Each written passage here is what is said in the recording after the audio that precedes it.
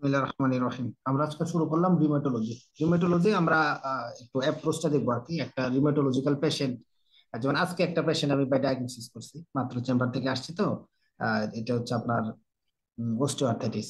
ঠিক আছে। তো এটা আমরা দেখবো না কেমনে কি হয়েছে। তো খুব সুন্দর, এটা দেখার পরে আপনি ক্লিনিক্যালি খুব শার্প হয়ে যাবেন। প্রথম কথা হচ্ছে আমাদের একটা মাস্কুলোস্কেলেটাল কমপ্লেন যদি নিয়ে আসে, তাহলে আমরা এক দুইটা সিমটমস দেখি। মানে সিমটমস নিয়ে আসে, এক দুইটা সাইন আমরা নিজেরা দেখি। তারপরে আমরা ইনিশিয়ালি তখন অ্যাপ্রোচ গুলা করি আর কি। সো প্রথমে আমাদের কাছে যদি আসে, প্রথম আমরা দেখবো যে এটা কি আর্টিকুলার, মানে গিটে গিটে ব্যথা রোগীরা বলে। যেন আজকে আমার কাছে তাই বলছে, স্যার আমার গিটে ব্যথা। তো আর্টিকুলার পেইন কিনা এবং সেটা কতদিন ধরে ব্যথা, আমাদের একদম সিস্টেমিক্যালি ক্লিনিক্যালি আমরা কোশ্চেন করবো কতদিন ব্যথা। 6 সপ্তাহ আগে না পরে, এটা আমাদের একটা ডিমার্কেশন লাইন, 6 মাসের আগে না পরে। তারপরে আপনাকে ধরলাম বললো যে তার ইনফ্লামেশন আছে কিনা। ইনফ্লামেশন আমরা কিভাবে পাবো ভাই? একটা যদি আমরা দেখি, ধরেন সে বললো যে আমার আপনার হচ্ছে ইয়াতে ব্যথা, আমাকে যেটা বলছিল তার বোথ নি জয়েন্টে পেইন, একটা ওল্ডার পেশেন্ট। তো আমি ইনফ্লামেশন ইনফ্লামেশন দেখছি তার নাই, কেমনে দেখছি? ইনফ্লামেশন থাকলে ফার্স্টে জায়গাটা রেডনেস থাকবে, হট থাকবে, সোয়েলিং থাকবে। সোয়েলিং এগুলো থাকবে, দেখবো, এগুলো হ্যাঁ দেখলে সোয়েলিং থাকবে, ইনফ্লামেশন। হটনেস থাকবে, রেডনেস থাকবে, ঠিক আছে না, টেন্ডারনেসও থাকতে পারে, তাই না? থাকবে। খুব সিম্পল জিনিস, তার কিচ্ছু নাই এখানে। তারপর কয়টা জয়েন্ট ইনভলভমেন্ট, কিরকম ইনভলভমেন্ট, সিমেট্রিক্যাল না সিমেট্রিক্যাল, এই ফ্যাক্টর গুলো আমরা আগে দেখবো। ঠিক আছে, ওকে। তো একটা যদি একটা পেশেন্ট যদি আমাদের কাছে আসে, ধরেন এটা মানে আর্টিকুলার পেইন অথবা নন আর্টিকুলার পেইন, যাই হোক, যদি একটা পেশেন্ট আসে ধরেন অ্যাকিউট একটা হিস্ট্রি নিয়ে আসছে যে আগে কোনো সমস্যা ছিল না, তো হঠাৎ করেই তার হয়েছে। ঠিক আছে, এবং মনো আর্টিকুলার, অ্যাকিউট কনসেপ্ট, পেইনফুল এবং মনো আর্টিকুলার। আর সিগনিফিকেন্টলি এটা মানে এটার সারা জীবন এটা দিয়ে হয়তো কোশ্চেন আসবে। যদি বেশি সহজ কোশ্চেন আসে, তাহলে এটা হচ্ছে আপনার গ্রেড 2-তে পেইন ডেভেলপ করতেছে, অ্যাকিউট সাডেন অনসেট, কি diagnosis? Always it's a gout. Gout. It's a gout. তো এটা দিয়ে সবসময় আসবে, কারণ এটা আর আমাদের এটা মানে মানে অন্য জায়গায় যে আপনাকে ঘুরাই দিবে, মানে কঠিন করার জন্য অন্য জায়গায় ঘুরাই দিবে, ব্যাপারটা এরকম হয় না, কারণ গাউট ওখানে এটা ডেভেলপ করে। আচ্ছা, গাউটে যে ক্রিস্টালটা হয়, আমরা যদি ইয়া করি, ম্যাটেরিয়ালটা নিয়ে আসি, অ্যাসপিরেশন করি, ক্রিস্টালটা কি কি টাইপের ক্রিস্টাল হয়? মনোসোডিয়াম ইউরেট ক্রিস্টাল, এটা থাকবে negative birefringence. Negative birefringence, rhombus shape crystal. Monosodium urate, monohydrate crystal, তাই তো? মনোসোডিয়াম মানে ইউরিক অ্যাসিড মনোসোডিয়াম ক্রিস্টাল, তাই না ভাই? মেইন কথা হচ্ছে ইউরিক অ্যাসিড ক্রিস্টাল। তো এটা আমার খুব জরুরি দরকার। তার মানে যে যে কন্ডিশনে ইউরিক অ্যাসিড বাড়বে, তারা কি করবে? তারা করবে কি, ধরেন যে যে কন্ডিশনে ইউরিক অ্যাসিড বাড়লো, তারা তারা কি তৈরি গাউট করবে? করবে। তারা গাউট তৈরি করবে। এটা খুব সিগনিফিকেন্ট একটা দরকার। আচ্ছা ঠিক আছে, তাহলে ইউরিক অ্যাসিড বেড়ে যাওয়ার সবচেয়ে ইম্পর্টেন্ট কারণ কোনটা? মোস্ট কমন কজ হচ্ছে রেনাল ফেলোর। রেনাল, এক্সক্রিশন রেনাল গুলো দিয়ে বাড়তেছে না। এক্সক্রিয়েশন হচ্ছে না, এটা হচ্ছে মোস্ট কমন কজ। জানুয়ারি 2024 একটা কোশ্চেন আসছে এটা থেকে, বলে দিছিল পেশেন্টে গাউট হয়েছে, বলে দিছিল, কিন্তু নিজের কোন কারণে? ইউরিক অ্যাসিড প্রোডাকশনের কারণে, মানে ইউরিক অ্যাসিড প্রোডাকশন বেড়ে যাওয়ার কারণে গাউট হয়েছে, ওই কারণ চাইছিল। আচ্ছা, এটা বুঝতে হইতে পারছেন? পারে ওই যে উম, আচ্ছা, ওই আছে, হ্যামাটোলজিক্যাল কন্ডিশনে তো প্রোডাকশন হয়, কিছু হ্যাঁ, হ্যামাটোলজিক্যাল কন্ডিশন আছে। হেমাটোলজিক্যাল কন্ডিশনে প্রোডাকশন হয়, ডার্মাটোলজিক্যাল কন্ডিশনে প্রোডাকশন হ্যাঁ, হয়, ওই যে ডার্মাটোলজিক্যাল হচ্ছে সোরিয়াসিস হবে। সোরাইসিস, এটাই অপশন ছিল ভাই। সেল ব্রেকডাউন হয়ে হ্যাঁ, স্কিনের সেল ওদের ইউরিক অ্যাসিড বাড়বে। এটাই ইউরিন অপশনে টিউরিন ছিল। বাড়বে। এটা কিন্তু টাফ কোশ্চেন ভাই, সবাই হা করে তাকাইছিলাম, আমি খেয়াল করছিলাম যে আমার কয়েকজন জিজ্ঞাসা করছিলাম, আমি বলে দিছিলাম। মানে সাধারণত আমরা এভাবে পড়ে কিন্তু অভ্যস্ত না, এটা এমআরসিবি বইতে আছে ডিরেক্ট। আমরা দেখবো এটা, যে প্রোডাকশন বাড়তেছে গাউটে, আর মোস্ট কমন হচ্ছে এক্সক্রেশন হচ্ছে না। ঠিক আছে, ওকে। আরে এটা কিন্তু আসছে ভাই আমার এমআরসিবি তে, এমআরসিবি পার্ট 1 সেপটিক আর্থারিটিস আসছে, আমার হচ্ছে ওস্টিও আর্থারিটিস আসছে। হ্যাঁ, দুটো কোশ্চেন আসে, সেপটিক আর্থারিটিস দারুণ কোশ্চেন, খুবই দারুণ একটা। অস্টিওআর্থ্রাইটিস ধরা কঠিন, সেপটিক হ্যাঁ, ধরা সহজ। অস্টিও ধরা কঠিন।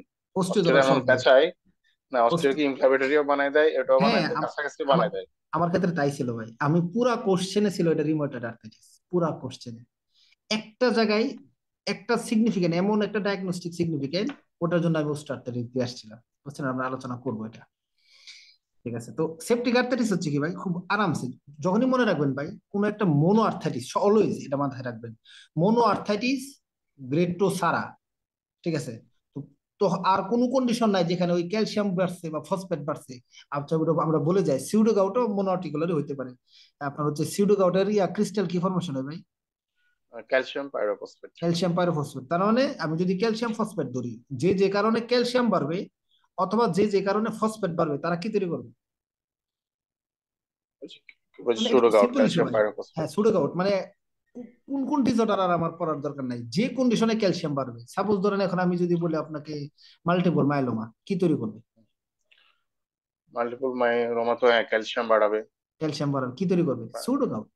আর ছোট গাছ কি গাউট। গাউট করবে? নিবারই কখনোই গাউট করবে না। আপনাকে যদি বলে হাইপার প্যারাথাইরয়েডিজম কি তৈরি করবে?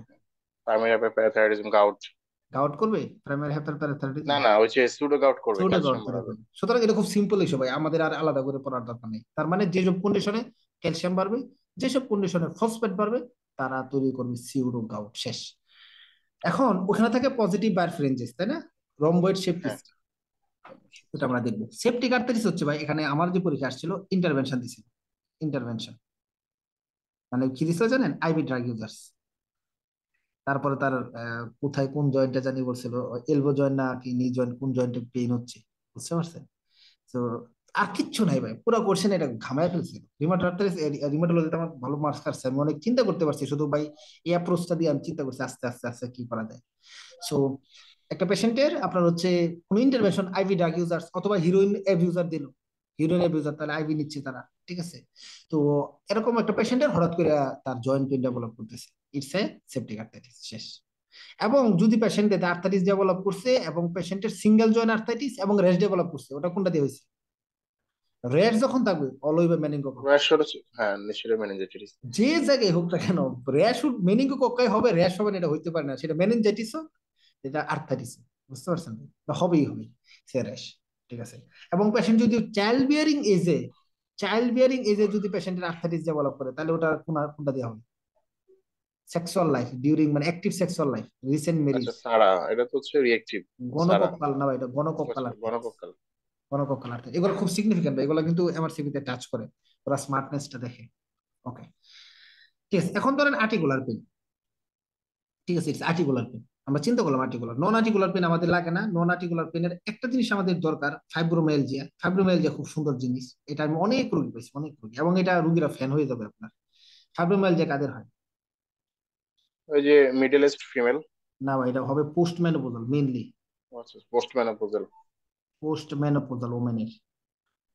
এটা এটা একটা ফাংশনাল ডিসঅর্ডার ভাই, হ্যাঁ। এটা স্ট্রাকচারাল ডিসঅর্ডার না। কেন ফাংশনাল ডিসঅর্ডার? তাদের পেইন থ্রেশহোল্ডটা ডিস্টারবেন্স থাকে, তাদের পেইন থ্রেশহোল্ডটা ধরেন কমে যায়। এখন আপনার যদি পেইন থ্রেশহোল্ড কমে যায়, তাহলে আপনার যেটাতে পেইন হওয়ার কথা না, ধরেন আপনাকে লাইট টাচে পেইন হওয়ার কথা না, আপনার কি হবে? পেইন ডেভেলপ করবে। পেইন হবে। তো এই ফাইব্রোমাইলজিয়া ওল্ডার পেশেন্টে বা পোস্ট মেনোপজাল ওমেনদের এবং মাল্টিপল অ্যানাটমিক্যাল সাইটে তার পেইন ডেভেলপ করে। এবং এই পেইনটার আরেকটা সিগনিফিকেন্ট সাইন হচ্ছে ভাই, এনএসআইডি দিলে বাড়ে। এবং সে এটাও বললে অনেক সময় আমাকে এসে বলে যে ভাই আমি এনএসআইডি খাইছি বা ওষুধ টষুধ খাইছি, কি খাইছেন? রোলেক খাইছি। তো রোলেক খাইছি, নেপ্রোক্সেন খাইছি, ট্যাবলেট নিয়ে আসে খাইলে এটা ব্যথা আরো বাড়ে, ঠিক আছে? সো এটাকে আমাদের পেন মডিফাই, ওই যে বললাম, এটা যেহেতু আমাদের আমাদের সেন্ট্রাল পেন ম্যানেজমেন্টের ডিস্টার্বেন্সের ঝামেলা হচ্ছে, এটা আমাদের নিউরোপ্যাথিক ড্রাগ দিতে হয়। আপনি ট্রিপটিন দেন, ম্যাজিকের মতো কাজ করবে। ট্রিপটিন, তারপর হচ্ছে প্রিগাবালেন, গাবাপেন্টিন, যাই দিতে পারেন, কিন্তু ট্রিপটিনটা ম্যাজিকের মতো কাজ করে ফাইব্রোমাইলজিয়া, ঠিক আছে ভাই? ইম্পর্টেন্ট। পলিমাইলজিয়া রিউমেটিকা, এটা আমাদের খুব দরকার। এটা একটু দুইটা লাইনে ডায়াগনোসিস করা যাবে, জানেন এটা? দুইটা line, pain and stiffness. Pain and stiffness, shoulder and pelvic girdle muscle. এক কথা শেষ। কি বলছি ভাই? Pain and pain stiffness, and stiffness pelvic not এবং weakness. Shoulder. Never ever weakness, এটা মাথায় রাখবেন, never ever weakness.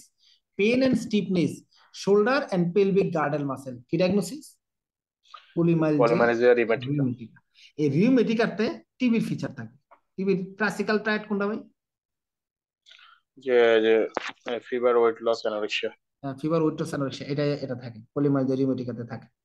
Anorexia, fever, না মানে ওয়েট লস, নাইট সোয়েট থাকতে পারে, ঠিক আছে? খুবই সিগনিফিকেন্ট, জাস্ট আমরা আবার পরে পড়বো দেখে বলে যাচ্ছি। এটার সাথে ভার্সেস আছে একটা, ম্যাকাডাল সিনড্রোম পড়ছেন ভাই? ম্যাকাডাল সিনড্রোম হ্যাঁ ম্যাকআর্ডার সিনড্রোম। কি পড়ছেন এটা? ম্যাকআর্ডার সিনড্রোম হচ্ছে একটা ওই যে কনজেনিটাল ডিসঅর্ডার, এনজাইম ডেফিসিয়েন্সি থাকবে, এটা এক্সারসাইজ করলে মাসল উইকনেস ডেভেলপ করবে। হ্যাঁ, এটা হচ্ছে ভাই এটার উল্টা, পেন এন্ড স্টিফনেস বলছে না? হুম। Pain and stiffness pelvic and pelvis আর হচ্ছে শোল্ডার শোল্ডার মাসেল। হ্যাঁ। এটা হচ্ছে মানে এক্সারশন মানে আফটার এক্সারসাইজ অথবা after exertion, pain and stiffness, not weakness. কি diagnosis? Polymyalgia rheumatica. After exercise যদি উইকনেস ডেভেলপ করে, never ever pain and stiffness, ওটা কি? ম্যাকার্ডেল সিনড্রোম। ম্যাকআর্ডার সিনড্রোম। মেকাডাল একসাথে পড়া শেষ ভাই আমার।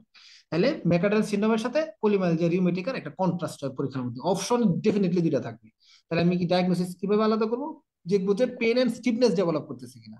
যদি পেন এন্ড স্টিফনেস থাকে তাহলে সেটা পলিমাইলজিয়া রিউমেটিকা। আর যদি পেশেন্টের থাকে pain and weakness, not stiffness, weakness, তাহলে ওটা কি ম্যাকাডেল সিনড্রোম। দুটাই এক্সারসাইজ ইনডিউস।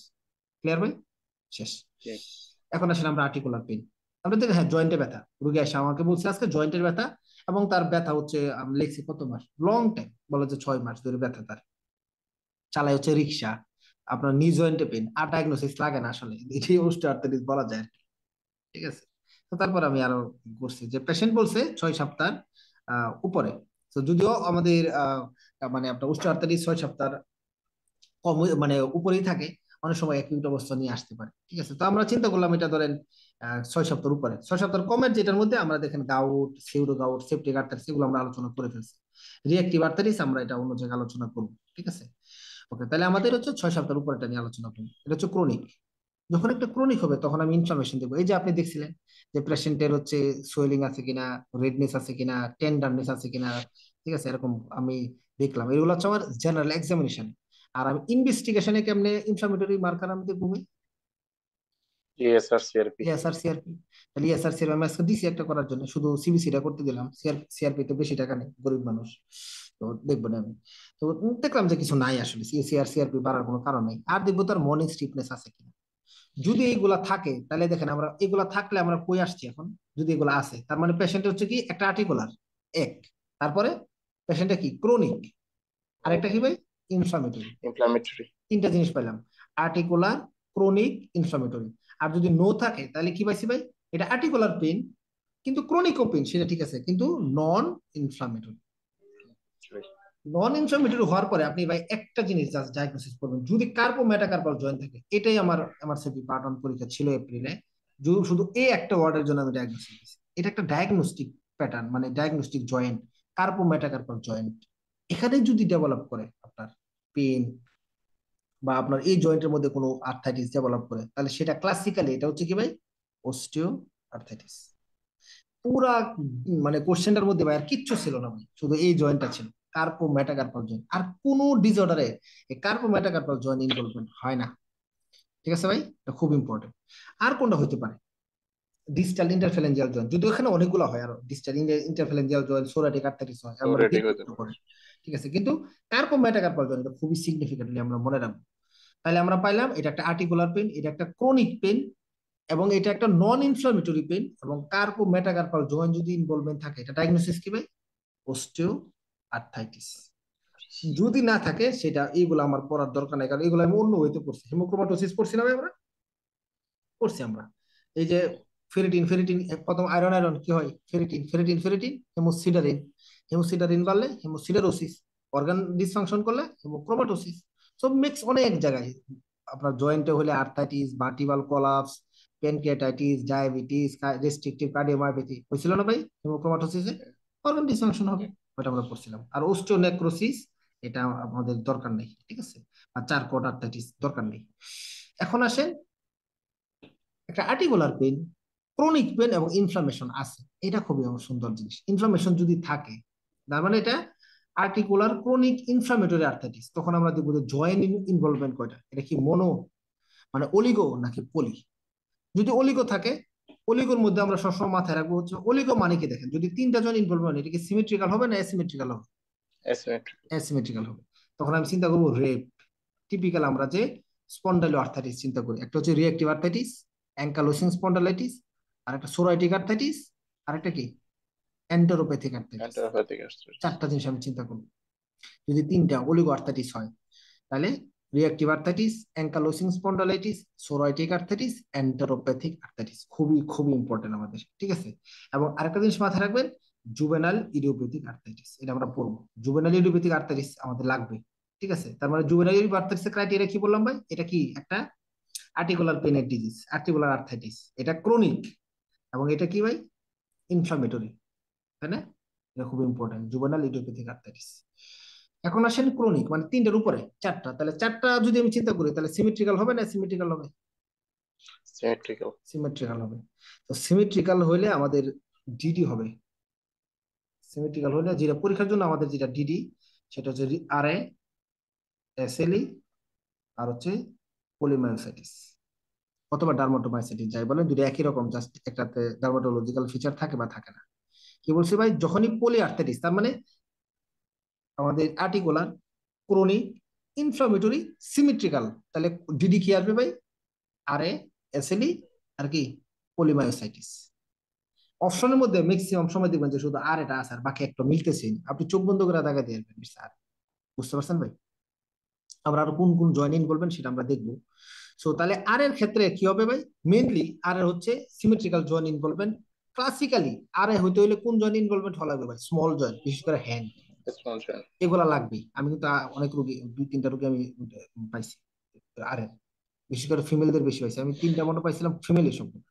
ঠিক আছে, তো ম্যাক্সিমাম আর একে বলা হচ্ছে আপনার যে মানে bilateral osteopenia, osteoporosis, small joint involvement, এবং প্রিডমিনেটলি হ্যান্ড জয়েন্ট, হ্যান্ডের জয়েন্ট গুলো ইনভলভমেন্ট থাকে রিউমাটয়েড আর্থ্রাইটিস। যদি যদি এগুলা না হয়, যে প্রক্সিমাল ইন্টারফ্যালেঞ্জিয়াল জয়েন্ট, মেটাকার্পোফ্যালেঞ্জিয়াল জয়েন্ট অথবা মেটাটার্সোফ্যালেঞ্জিয়াল জয়েন্ট ইনভলভমেন্ট না থাকে, তখন আমি চলে যাব এসএডিতে অথবা পলিমায়োসাইটিসে। জাস্ট ক্লাসিক্যালি আরো যখন মনে না হবে, তখন এসএডি আর পলিমায়োসাইটিস দুটাতে, তখন আমরা আলাদা আলাদা ডায়াগনোসিস, ডিজিজ ওয়েজ যখন করবো তখন আমরা দেখবো না। তো ইনিশিয়ালি ভাই এই বক্সটা খুবই ইম্পর্টেন্ট। আপনারা দেখেন কতগুলো ডিজিজ আমরা ক্লাসিফাই করলাম: আর এ, এসএলই, পলিমায়োসাইটিস, তারপর haemochromatosis, gout, pseudo gout, septic arthritis, তারপর ওস্টিও আর্থাইটিস। ঠিক আছে, মোটামুটি আমরা অনেকগুলা ডিজিজ এখানে, তারপরে আপনার হচ্ছে ফাইব্রোমাইলজিয়া, পলিমাইলজিয়া রিউমেটিকা, অনেকগুলা ডিজিজ কিন্তু ভাই আমরা এখানে কভার করছি। এগুলা থেকে কোশ্চেন অবশ্যই আসবে। সো ইনিশিয়ালি আমরা এভাবে কিন্তু ভাই ডিজিজ গুলো আলাদা করে ফেলতে পারি। এখন আমি দেখবো আরেকটা সুন্দর একটা বক্স আছে, ছবি আছে, এটা এটা খুব ইম্পর্টেন্ট। ঠিক আছে, এটা এখান থেকে আমরা এখন জয়েন্ট ইনভলভমেন্ট গুলা দেখবো। দেখেন, first carpometacarpal joint, classical, এটা কি ডায়াগনোসিস ভাই? এখানে আর কিচ্ছু নেই, কার্পো সিএনসি মেটাকার্পাল যদি জয়েন্ট। হয় তাহলে অস্টিওআর্থ্রাইটিস। কি কি কি? সি অস্টিওআর্থ্রাইটিস। মানে কার্পো মেটাকার্পাল জয়েন্ট যদি ভাই আপনার সেম সাইডে হোক, আর এসিমেট্রিক্যাল আর সিমেট্রিক্যাল, কিছু দেখার দরকার নেই, এখানে আর কিছু হয় না। কার্পো মেটাকার্পাল জয়েন্ট হবে না। মেটাকার্পো ফ্যালেঞ্জিয়াল জয়েন্ট হতে পারে, প্রক্সিমাল ইন্টারফ্যালেঞ্জিয়াল জয়েন্ট হতে পারে, যেটা আরেতে, কিন্তু কার্পো আরে মেটাকার্পাল জয়েন্টে কিছু হয় না ভাই। বুঝতে পারছেন? এটা ডায়াগনোসিস, চোখ বন্ধ করে দিন, দেখার দরকার নেই। তারপরে আসেন, এই যে আমি বললাম যে যদি এই যে আমি হাত দিয়ে যদি দেখাই, এটা হচ্ছে প্রক্সিমাল, এটা হচ্ছে মেটাকার্পো ফ্যালেঞ্জিয়াল জয়েন্ট, এটা হচ্ছে proximal interphalangeal joint, distal interphalangeal joint. আমাদের মেইনলি যে প্রক্সিমাল ইন্টারফ্যালেঞ্জিয়াল জয়েন্ট আর ডিস্টাল ইন্টারফ্যালেঞ্জিয়াল জয়েন্ট, এই দুইটা তো ইনভলভমেন্ট হতে পারে কি অস্টিওআর্থ্রাইটিস, এটা রাখবে। প্রক্সিমাল পিআইপি আর ডিআইপি তে অস্টিওআর্থ্রাইটিস হতে পারে। এবং মেটাকার্পোফ্যালেঞ্জিয়াল জয়েন্ট, আর এখানে আর কিছু দেয় না, যদিও মেটাকার্পোফ্যালেঞ্জিয়াল জয়েন্ট এবং আরেকটা প্রক্সিমাল ইন্টারফারেন্সিয়াল আপনার হচ্ছে জয়েন্ট। দেখেন প্রক্সিমাল ইন্টারফ্যালেঞ্জিয়াল জয়েন্ট, এই দুইটাতে হতে পারে আরে, আর প্রক্সিমাল আর ডিস্টাল হতে পারে ওএ। এটা ইম্পর্টেন্ট। আর যেটা ইম্পর্টেন্ট সেটা হচ্ছে সোরিয়াটিক আর্থ্রাইটিস। সোরিয়াটিক আর্থ্রাইটিস নামে একটা ছবি এঁকে রাখছি। এটা কেন বললাম জানেন ভাই? পুরো হাতের টেন্ডন থাকে না, হুম। টেন্ডন ইনফ্লাম হতে পারে, টেন্ডন ইনফ্লাম হয়, এনথেসাইটিস হয়, তারপর ড্যাকটাইলাইটিস হয়, সসেজ শেপ হয়। তাহলে দেখেন ভাই, যদি আপনার হাতে এটা এটা কোশ্চেন একবার আসছিল, ফার্স্ট টেস্ট আপনি পাবেন খুঁজে, এবং আমার অন এক্সামের কোশ্চেনটা এটা হয়েছিল, অন এক্সাম যখন সলভ করি সুন্দর ছিল। তো আমি খালি কোশ্চেনে খুঁজতাম, যদি পুরো আঙ্গুলে ব্যথা বলে, যে তার ফুল একটা ডিজিটে, মিডল ফিঙ্গার বা লিটল ফিঙ্গারে পেন, টেন্ডারনেস, সোয়েলিং, আর এবং তাহলে বুঝাচ্ছে ড্যাকটাইলাইটিস। ঠিক আছে, একটা সসেজ শেপ থাকে, তার মানে এখানে সোয়েলিং হয়ে যাবে, জয়েন্ট জয়েন্ট মুভমেন্টটা রেস্ট্রিক্টেড হয়ে যাবে, টেন্ডার হবে, ইনফ্লাম ডেভেলপ করবে। ঠিক আছে, সো এরকম যদি থাকে যে পুরো হাতে ইনভলভমেন্ট, কোনো জয়েন্টে বলতেছে না যে প্রক্সিমাল অথবা ডিস্টাল অথবা মেটাকার্পোফ্যালেঞ্জিয়াল, কোনো জয়েন্ট বলতেছে না, ফুল ফিঙ্গারের সিমটম দিচ্ছে, জয়েন্ট ইনফ্লামেশন, রিডিউস মুভমেন্ট, তাহলে ওটা চিন্তা করবেন কি ডায়াগনোসিস? সোরাইটিক আর্থ্রাইটিস। এটা খুবই সিগনিফিকেন্ট থাকে। ঠিক আছে, ড্যাকটাইলাইটিস থাকে, সসেজ শেপ যেটা, সে আপনার ডিজিট থাকে, এটা আমরা দেখবো খুব সুন্দর করে। তো মোটামুটি এই কয়েকটা জিনিস যদি জানেন ভাই, রিমেটোলজি ওভারঅল আমাদের ধারণা হয়ে যাবে। তাহলে কার্পো মেটাকার্পাল জয়েন্ট, এটা সিগনিফিকেন্টলি, এটা আমি ধরে নেব হচ্ছে অস্টিওআর্থ্রাইটিস, এবং ডিস্টাল ইন্টারফ্যালেঞ্জিয়াল জয়েন্ট এবং প্রক্সিমাল ইন্টারফ্যালেঞ্জিয়াল জয়েন্ট ইনভলভমেন্ট হইতে পারে। আরেকটা ব্যাপার হচ্ছে প্রক্সিমাল আর মেটাকার্পোফ্যালেঞ্জিয়াল জয়েন্ট, দুটো হচ্ছে রিমাটয়েড আর্থ্রাইটিস। ঠিক আছে। আর সুডো গাউট, গাউট এগুলো আমার জানা দরকার নাই। সুডো গাউট অনেক জায়গায় হতে পারে, সিঙ্গেল জয়েন্ট, ডাবল জয়েন্ট হতে পারে, এগুলো তো সিগনিফিকেন্ট আমার কিছু নেই। ঠিক আছে। এটা এই পড়াগুলো আমাদের রিমাটোলজিতে অবশ্যই অবশ্যই লাগবে। ওকে, আমি টিপিক্যালি যাচ্ছি রিমাটোলজি অ্যাপ্রোচটা অল টাইম পরীক্ষার মধ্যে বা এগুলো মাথায় রাখবেন, তাহলেই হবে। এখানে আমাদের কিছু জিনিস হচ্ছে একটু দেখে যেতে চাচ্ছিলাম আমি। ঠিক আছে। সো বোন রিমডেলিং এ বোন মার্কারটাকে একটু দেখি। বোন মার্কার আমি যদি দিই, বোন রিসেপশন, পিটিএস কি করে ভাই? বোন রিসেপশন করে না বোন ফরমেশন করে? দর্শন করে পিটিএস। পিটিএস রিসেপশন করে, মানে ভাঙে আর কি, তাই না? হ্যাঁ। পিটিএস দিয়ে আমরা এখানে লিখতে পারি। আর বোন ফরমেশন মানে বব, বব মানে বোন ফরমেশন আর কি। বিউপি দেখেন বোন ডিরাইভড অ্যালকালাইন ফসফেটেস। আর ও দিয়ে হচ্ছে ওস্টিওক্যালকিন। আর প্রোকুলাজেন টাইপ 1 পলিপেপটাইড। এই যে ওস্টিওক্যালকিনটা আছে, এই কে তৈরি করে? ওস্টিওব্লাস্ট ফর্মিং সেলে তৈরি করে। ওস্টিওব্লাস্ট ইম্পর্টেন্ট। ওস্টিওব্লাস্ট থেকে কি তৈরি হবে ভাই? ওস্টিওক্যালকিন। আরেকটা হচ্ছে টেলোপেপটাইডস আর পাইরিডিনিয়াম ক্রস লিঙ্কিং মলিকুল, এই দুইটা তৈরি হবে হচ্ছে টাইপ 1 পলিপেপটাইড থেকে, টাইপ 1 কোলাজেন থেকে, টাইপ 1 কোলাজেন থেকে টেলোপেপটাইডস এবং pyridinium cross linking molecule. Tartrate resistant acid phosphatase trap, trap তৈরি হচ্ছে আমাদের ওই যেটা ওস্টিওক্লাস্ট থেকে, ওস্টিওক্লাস্ট থেকে। ঠিক আছে। আর তেমন কিছু লাগবে না আমাদের। বোন মার্কার এইগুলা আর মোটামুটি তেমন কিছু দরকার নাই, জাস্ট এই বক্সটা ইম্পর্টেন্ট, কারণ এগুলো কাজে লাগবে আমাদের। রিমোটের আর্থাইটিস, এখানে প্রথম লাইনটা থেকে ভাই কোশ্চেন আসছে জানুয়ারি 2024, শুধু প্রথম এই লাইনটা। কোশ্চেন আসছে এখন? হ্যাঁ, এই কোশ্চেন আসছে? হ্যাঁ এইগুলো এই লাইনটাই কোশ্চেন আসছে। এবং এটা সবাই সবাই মনে হয় পারছে। হ্যাঁ, সবাই পারছে মনে হয়। সবাই পারে নাই কিন্তু ভাই। কিন্তু বেশি পড়লে তো যে আইজিএম অ্যান্টিবডি এগেনস্ট আইজিজি নাকি আইজিজি এগেনস্ট আইজিএম, এটা নিয়ে পেস করে। এটা হচ্ছে আপনার আরেকটা কোশ্চেন আসছিল, রিমোট আর্থাইটিস থেকে আরেকটা কোশ্চেন আসছে, কোনটা আমি সামনে দেখলাম পাবো। ঠিক ও কি প্যাথোলজিকে, কি প্যাথোলজি টিএনএ, রিমোট আর্থাইটিস কি ও, প্যাথোলজি, ওটা আসছে টিএনএফ। টিএনএফ। টিএনএফ এটা আসছে জানুয়ারি 2024। তো এগুলো একদম সিগনিফিকেন্ট, মানে রিউমাটোলজি এসবিএ কোনো ভুল হবে না। আপনি এফসিপিএস দিবেন, ইনশাআল্লাহ দিবেন, এসবিএ সব পারতেছে, কোনো মিস নেই। আচ্ছা, রিমোট আর্থাইটিস আমরা ওই অ্যাপ্রোচটা থেকে কয়েকটা ক্রাইটেরিয়া যদি আপনার কাছে কি শুনি আর কি। রিউমাটয়েড আর্থ্রাইটিস এর অ্যাপ্রোচটা ফার্স্ট তো আমরা যে ইনফ্ল্যামেটরি কন্ডিশন দেখবো, এটা ইনফ্ল্যামেটরি কিনা, মানে না, তারপরে শুধু হচ্ছে শুধু শুধু রিমোট আর্থাইটিস এটা দেখবো আর কি, শুনতে হ্যাঁ চাচ্ছি। ইনফ্ল্যামেটরি ক্রনিক, এন্ড হচ্ছে আমি জয়েন্ট ইনভলভমেন্ট দেখবো, আর্টিকুলার কিনা, সিমেট্রিক্যাল আর্টিকুলার কিনা। তারপর কি কি জয়েন্ট ইনভলভমেন্ট করছে ওটা দেখবো। মোস্টলি হচ্ছে যে প্রক্সিমাল ইন্টারফেরেঞ্জিয়াল জয়েন্টস ইনভলভ করবে, আর হচ্ছে এমসিপি জয়েন্ট হাতের। হুম। তার মানে এটা হচ্ছে একটা আর্টিকুলার ডিজিজ, একটা ক্রনিক ডিজিজ, একটা inflammatory disease, symmetrical involvement, specifically hand joint, MC, metacarpophalangeal joint, আর প্রক্সিমাল ইন্টাল ফ্যালেঞ্জিয়াল জয়েন্ট। ঠিক আছে ভাই, এটা ইম্পর্টেন্ট। ওকে, তাহলে আমাদের এটা অনেক ক্লাস হতে পারে। এটা মূল্যবানের একজন factors immunoglobulin M against immunoglobulin G. আর এটা হচ্ছে এখানে তাই লেখা আছে। ঠিক আছে। সো আরেকটা হচ্ছে a positive rheumatoid factor, positive rheumatoid factor এটা হচ্ছে মোর সিভিয়ার ইরোসিভ ডিজিজ, এটা ইম্পর্টেন্ট। ঠিক আছে। যদি রিউমাটয়েড ফ্যাক্টর পজিটিভ থাকে, আমার রিউমাটয়েড ফ্যাক্টর তো পজিটিভ থাকেই, বুঝতে পারছেন? ডিজিজ যখন রোগী আমাদের কাছে আসে অ্যাক্টিভ অবস্থায় আসে, এবং এটা রিউমাটয়েড ফ্যাক্টর পজিটিভ থাকে। এবং কন্ডিশন কোনগুলো অ্যাসোসিয়েশন থাকে, এগুলা বেশি এফসি বেশি বেশি দরকার, কোন কোন জয়েন্ট ইনভলভ মানে থাকে আর কি, তাহলে এটা আমাদের একটু মাথায় রাখতে হবে রিউমাটয়েড ফ্যাক্টর কোথায় কোথায় পজিটিভ থাকে। জগরেন সিনড্রোম, ফেলটি সিনড্রোম, ফেলটি আমরা খুব পড়ছিলাম, ফেলটি আমরা পড়বো না, পড়ি নাই, পড়বো। মিক্স ক্রায়োগ্লোবিনুরিয়া বা ক্রায়োগ্লোবিন রিলেটেড গ্লোমেরুলোনেফ্রাইটিস, ডায়াগনোসিস কি? থায়োগ্লোবিন মেম্ব্রেনোপ্রলিফারেটিভ। মেমব্রেনোপ্রলিফারেটিভ। আর এমসিটিডি, এমসিটিডিটা খুব সুন্দর করে মনে রাখেন, এমসিটিডিটা ইম্পর্টেন্ট আমাদের। আর বাকিগুলো আমাদের আসলে ইম্পর্টেন্ট না। পলিমাইসিটি, ডার্মাটোমাইসিস, এগুলো হচ্ছে এমসিকিউর জন্য আসতে পারে আর কি। আপনার এফসিপিএস এমসিকিউ থেকে এখানে কোশ্চেন আসে। রিমোটেড আর্টারিস, এটা ইম্পর্টেন্ট হচ্ছে এসএল অ্যাসোসিয়েশনটা, এসএল ডিআর 4, এটা খুব ইম্পর্টেন্ট 5 স্টার, এটা পরীক্ষা এফসিপিএস বা এমআরসিপি তে আসবে খুব রিসেন্টলি। আর এটা অলরেডি চলে আসছে, টিএনএফ ইজ দ্য কি প্যাথোফিজিওলজি। ঠিক আছে। এমআরসিবি তে আমি, সরি এফসিপিএস যখন আমি পরীক্ষা দিই জানুয়ারিতে, মিনিমাম 10-15টা কোশ্চেন ছিল বা এরকম কিছু থাকে না যে বেশি বেশি ইম্পর্টেন্ট প্রথম লাইনে বলে দেয় নোটসে নোটসে, এরকম আসছে 10-15টাই প্রথম লাইন থেকে তুলে এরকম দিছে। করে 50টা চলে আসলে তো হয়ে যেত। হ্যাঁ, আসে ভাই, অনেকগুলো আসে।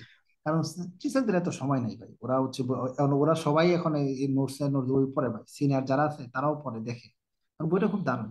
তো দেখা যাচ্ছে এগুলো ইম্পর্টেন্ট খুঁজে পারছে, দিয়া দেয়, পারবেন ইনশাল্লাহ। এবং 70% of patient with rheumatoid arthritis is therefore এটা জাস্ট জকার, প্রিভ্যালেন্স 1%, ফিমেলদের এটা বেশি হয় বললাম, আমি ফিমেলই বেশি পাইছি। ঠিক আছে। তারপর আমাদের আর বাকিগুলো আছে দরকার নেই, এগুলো গল্প টল্প বলছে, এটা খুব ইম্পর্টেন্ট, এটা খুব ইম্পর্টেন্ট যে autoimmune inflammation formation of pannus formation করে, এবং এটা প্রোটিয়াস মিরাবালিস, এখানে একটা ইনফেকশন এজেন্ট আছে যেটার কারণে হয় আর কি। সাইটোমেলানিন প্রোটিন কনভার্টার আর্জেনিক, এগুলো আমাদের দরকার নাই। Recruitment of macrophage secretion of TNF alpha, TNF কেন দিচ্ছি, টিএনএফ ইজ কি প্যাথোলজি আর কি, ইন্টারলিউকিন 1 ইন্টারলিউকিন 6, তারপর পেনাস ফর্মেশন করে, এটা অনেক বড় আপনার রিমাট ইয়াতে আছে আর কি, ডেভিডসনের বড় বড় একটা প্যাথোফিজিওলজি আছে, আমাদের দরকার নেই। Just TNF is the important pathogenesis of rheumatoid arthritis, এতটুকু মাথায় রাখলে আমাদের চলবে। টিএনএফ ইজ দ্য কি প্যাথোলজি। ঠিক আছে, ডায়াগনোসিস হচ্ছে ক্লিনিক্যালি ডায়াগনোসিস করা যায়। আর আমরা এখানে আসলে পজিটিভ থাকে অনেকগুলো আমাদের, ডায়াগনস্টিক সাইন কি মানে ডায়াগনস্টিক টেস্ট কি, রিউমাটয়েড ফ্যাক্টর পজিটিভ, আর কোনটা পজিটিভ দেখি আমরা, সেনসিটিভ স্পেসিফিক কোনটা, এনটিসিসিপি। অ্যান্টিসিসিপি। ঠিক আছে, anti saturated peptide antibodies, ACP বা অ্যান্টিসিসিপি যাই বলে, ওটা খুব ইম্পর্টেন্ট। এবং আপনার কাছে একটা স্কোর করি, স্কোরটার নামটা ইম্পর্টেন্ট, স্কোরের নাম কি? ডাস ডাস 28 স্কোর। না না না, ডাস্টন টেস্ট হচ্ছে আমাদের ও আচ্ছা আচ্ছা, না এটা অ্যাক্টিভ এটা ডিজিজ। এটা জন্স ক্রাইটেরিয়া। ওকে। হ্যাঁ, এটা হচ্ছে Jones. Jones Jones. Jones criteria তো করেন ভাই আপনি তোর রিউমেটিক ফিভারে। হ্যাঁ রিমাটিক ফিভারে, আর এখানে হচ্ছে ওই যে এটা কি ক্রাইটেরিয়া বলে, এটা নাম তো জানি না। এটার নাম দরকার, এটা হচ্ছে আমেরিকান কলেজ এরা ক্রাইটেরিয়া, এআরএ ক্রাইটেরিয়া বলে, রিমাটোলজিস্ট। এর ক্রাইটেরিয়া বলে American college of rheumatology criteria. ঠিক আছে, এটা হচ্ছে এই ক্রাইটেরিয়াতে আমরা জয়েন ইনভলভমেন্ট গুলো আমরা দেখবো, মানে এটা কিন্তু স্কোরিং আছে পরীক্ষায়। ঠিক আছে, খুব ইম্পর্টেন্ট, পরীক্ষায় জয়েন দিয়ে বলবে যে স্কোর কত, বুঝতে পারছেন, সেটা ইম্পর্টেন্ট। সো স্কোর যদি 6 বা তার বেশি থাকে তাহলে এটা ডায়াগনোসিস আর্থ্রাইটিস। প্রথম হচ্ছে জয়েন ইনভলভমেন্ট আমরা দেখবো, যদি একটা লার্জ জয়েন্ট থাকে। আচ্ছা, রিউমাটয়েড আর্থ্রাইটিস ক্লাসিক্যালি কোন জয়েন্টের ডিজিজ, লার্জ না স্মল? Small joint. স্মল জয়েন্টের ডিজিজ। এই জন্য জয়েন্ট ইনভলভমেন্ট আমরা প্রথম দেখবো, যদি লার্জ জয়েন্ট থাকে তাহলে স্কোর 0, দুইটা থেকে যদি 10টা জয়েন্ট থাকে তাহলে স্কোর 1, 10টা লার্জ জয়েন্ট দেখেন স্কোর মাত্র 1, যদি একটা থেকে 3টা স্মল জয়েন্ট থাকে তাহলে স্কোর 2, 4টা থেকে 10টা স্কোর 3, 10টা জয়েন্ট আছে যে কোনো 10টা জয়েন্ট, যদি 10টা সব লার্জ জয়েন্ট থাকে তাহলে স্কোর 1, যদি 10টা জয়েন্টের মধ্যে একটা স্মল জয়েন্ট থাকে তাহলে স্কোর কত ভাই? 5। তার মানে দেখেন এটা significantly it's a small joint disease. খুব ইম্পর্টেন্ট, পরীক্ষা কিন্তু ভাই মাথায় রাখেন প্রত্যেকটা। তারপর সেরোলজি আমরা দেখবো, রিউমাটয়েড ফ্যাক্টর আর এনটিসিসিপি যদি না থাকে, নেগেটিভ থাকে তাহলে 0, লো পজিটিভ থাকলে মানে একদম ধরেন জাস্ট আপার লিমিট, আপার লিমিটে আছে তাহলে স্কোর 2, আর হাইলি যদি মার্কার যদি বেশি থাকে অনেক বেশি তাহলে স্কোর 3। ইএসআর সিআরপি যদি নর্মাল থাকে স্কোর 0, তারপরে অ্যাবনর্মাল থাকলে স্কোর 1, ডিউরেশন 6 সপ্তাহ আগে হলে 0, 6 সপ্তাহ পরে হলে 1। এইভাবে স্কোর যখন আপনি করবেন, বিশেষ করে প্রেস লাগাবেন এই জায়গাটায়, বাকিগুলো ইজি, এই জায়গাটা খুব ইম্পর্টেন্ট, মনে রাখবেন। একটা লার্জ জয়েন্ট স্কোর 0, 2টা থেকে 10টা লার্জ জয়েন্ট স্কোর 1, একটা থেকে 3টা, 4টা থেকে 10টা, 10টা প্লাস স্মল জয়েন্ট হচ্ছে স্কোর 5। এভাবে খুব সুন্দর করে এটা মাথায় রাখবেন, এটা কাজে লাগবে। আর্টিকুলার ম্যানিফেস্টেশন আমাদের দেখেন কি কি জয়েন্ট ইনভলভমেন্ট ছিল, মেটাকার্পোফ্যালেঞ্জিয়াল জয়েন্ট। ঠিক আছে, তারপর হচ্ছে proximal DIP Joints are not typically affected in RA.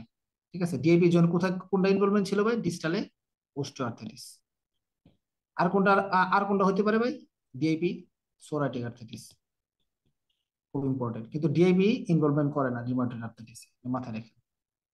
তারপরে যেহেতু আরেকটা জিনিস বলা হয় না এই হচ্ছে, যেহেতু তার পেশেন্টের এই যে ক্রনিক যেহেতু ইনফ্লামেটরি সাইন, ইনফ্লামেশন বেশি থাকে, ইনফ্লামেটরি কন্ডিশনে আমাদের যে ইনফ্লামেশন হয়, তাহলে মর্নিং স্টিফনেস হবে না ভাই? হ্যাঁ অনেক। মর্নিং স্টিফনেস কিন্তু হবে, সবচেয়ে বেশি কোনগুলোতে মর্নিং স্টিফনেস বেশি হয়? স্পন্ডাইলো আর্থারিসে। ঠিক আছে, রিউমাটয়েড আর্থ্রাইটিস হইতে পারে কিন্তু খুব বেশি না, কারণ সে যেহেতু হাতের স্মল জয়েন্টের ডিজিজ প্রিডোমিনেটলি, সো অ্যাকিউট কন্ডিশনে এত বেশি থাকে না। ক্রনিক ইনভলভমেন্টে তখন স্পাইন ইনভলভমেন্ট হলে তখন জয়েন্ট আপনার হচ্ছে রেস্ট মর্নিং স্টিফনেস হতে পারে। তাহলে ক্রনিক আর্টিকুলার ইনফ্লামেটরি আমরা পড়ছিলাম না, একটা হচ্ছে অ্যাসিমেট্রিক্যাল আর একটা সিমেট্রিক্যাল, তাই না? তো হ্যাঁ, সিমেট্রিক্যালের মধ্যে আমাদের তিনটা ডিজিজ আমরা চিন্তা করবো, এটা রিউমাটয়েড আর্থ্রাইটিস, আর একটা এসিলি, আর একটা কি পোলিমায়োসাইটিস। আর অ্যাসিমেট্রিক্যাল মধ্যে ছিল রেপ চারটা, আর জুভেনাল ইডিওপ্যাথিক আর্থ্রাইটিস। আবার রেপ মানে কি, reactive arthritis, ankylosing spondylitis, ankylosing, psoriatic arthritis, psoriatic আর এন্টেরোপ্যাথিক আর্থ্রাইটিস। এন্টেরোপ্যাথিক। তো এই চারটা ডিসঅর্ডার মেইনলি, অথবা জুভেনাল ইডিওপ্যাথিক আর্থ্রাইটিস, পাঁচটাই যদি ধরি, তাহলে এগুলা সিগনিফিকেন্ট মর্নিং স্টিফনেস থাকে। কারণ এগুলা সিগনিফিকেন্টলি কোথায় ইনভলভমেন্ট করে ভাই? এগুলা এগুলোর নামই হয়েছে এনসেফালাইটিস। স্পন্ডাইলাইটিস, স্পাইন ইনভলভমেন্ট করে। ঠিক আছে, তার মধ্যে যদি আরো কিছু আলাদা আলাদা করি এখানে, অ্যাঙ্কালোসিং স্পন্ডালাইটিস প্রিডোমিনেন্টলি কোন জয়েন্টে ইনভলভমেন্ট করে? স্যাক্রোইলেক জয়েন্ট। স্যাক্রোইলেক জয়েন্ট। স্যাক্রোইলেক জয়েন্টে কি করে সে আসলে? ওখানে হচ্ছে ইয়ে করে যে স্ক্লেরোসিস করে, স্ক্লেরোসিস, এটাই মানে বের দরকার, মানে জাস্ট একটা যদি বলেন স্ক্লেরোসিস যে করে। স্ক্লেরোসিস করে, স্যাক্রোইলাইটিস করে, প্রথম ইনফরমেশন করে স্ক্লেরোসিস করে। তাহলে সবচেয়ে সিগনিফিকেন্ট ডায়াগনস্টিক টেস্ট কোনটা? এটা কিন্তু সিগনিফিকেন্ট যদি বলে এক্সরে। তাহলে এক্সরে। এটা অ্যাকচুয়ালি এক্সরে স্যাক্রোইলেক দিবেন। জয়েন্ট। যদি বলে যে আর্লি ডায়াগনোসিস করতে চাচ্ছেন, তাহলে কি দিতে হবে? তাহলে তাহলে দিতে হবে এমআরআই। এমআরআই তাহলে এমআরআই, এমআরআই তে কি পাওয়া যায়? ইডিমা পাওয়া যায়। ঠিক আর আছে, বোন ম্যারো ইডিমা। বন্ধ ইডিমা পাওয়া যায়, এগুলো সিগনিফিকেন্ট, আমরা দেখবো এগুলো। তারপরে আসেন যদি অ্যাঙ্কালোসিং স্পন্ডালাইটিস এর আমি যদি বলি, তার তো যেহেতু কানেকটিভ টিস্যু ডিসঅর্ডার, এগুলা যদি আপনার ইয়া হয়, লাং ফাইব্রোসিস করে, কোথায় করবে? যে এপিক্যাল। অ্যাপিক্যাল। বাকি সব কানেকটিভ টিস্যু ডিসঅর্ডার কিন্তু করে লোয়ার। ডিজে। আমরা ভাই চারটা কন্ডিশনে আমরা বলছিলাম যে লোয়ার জোন ফাইব্রোসিস করে, মনে আছে?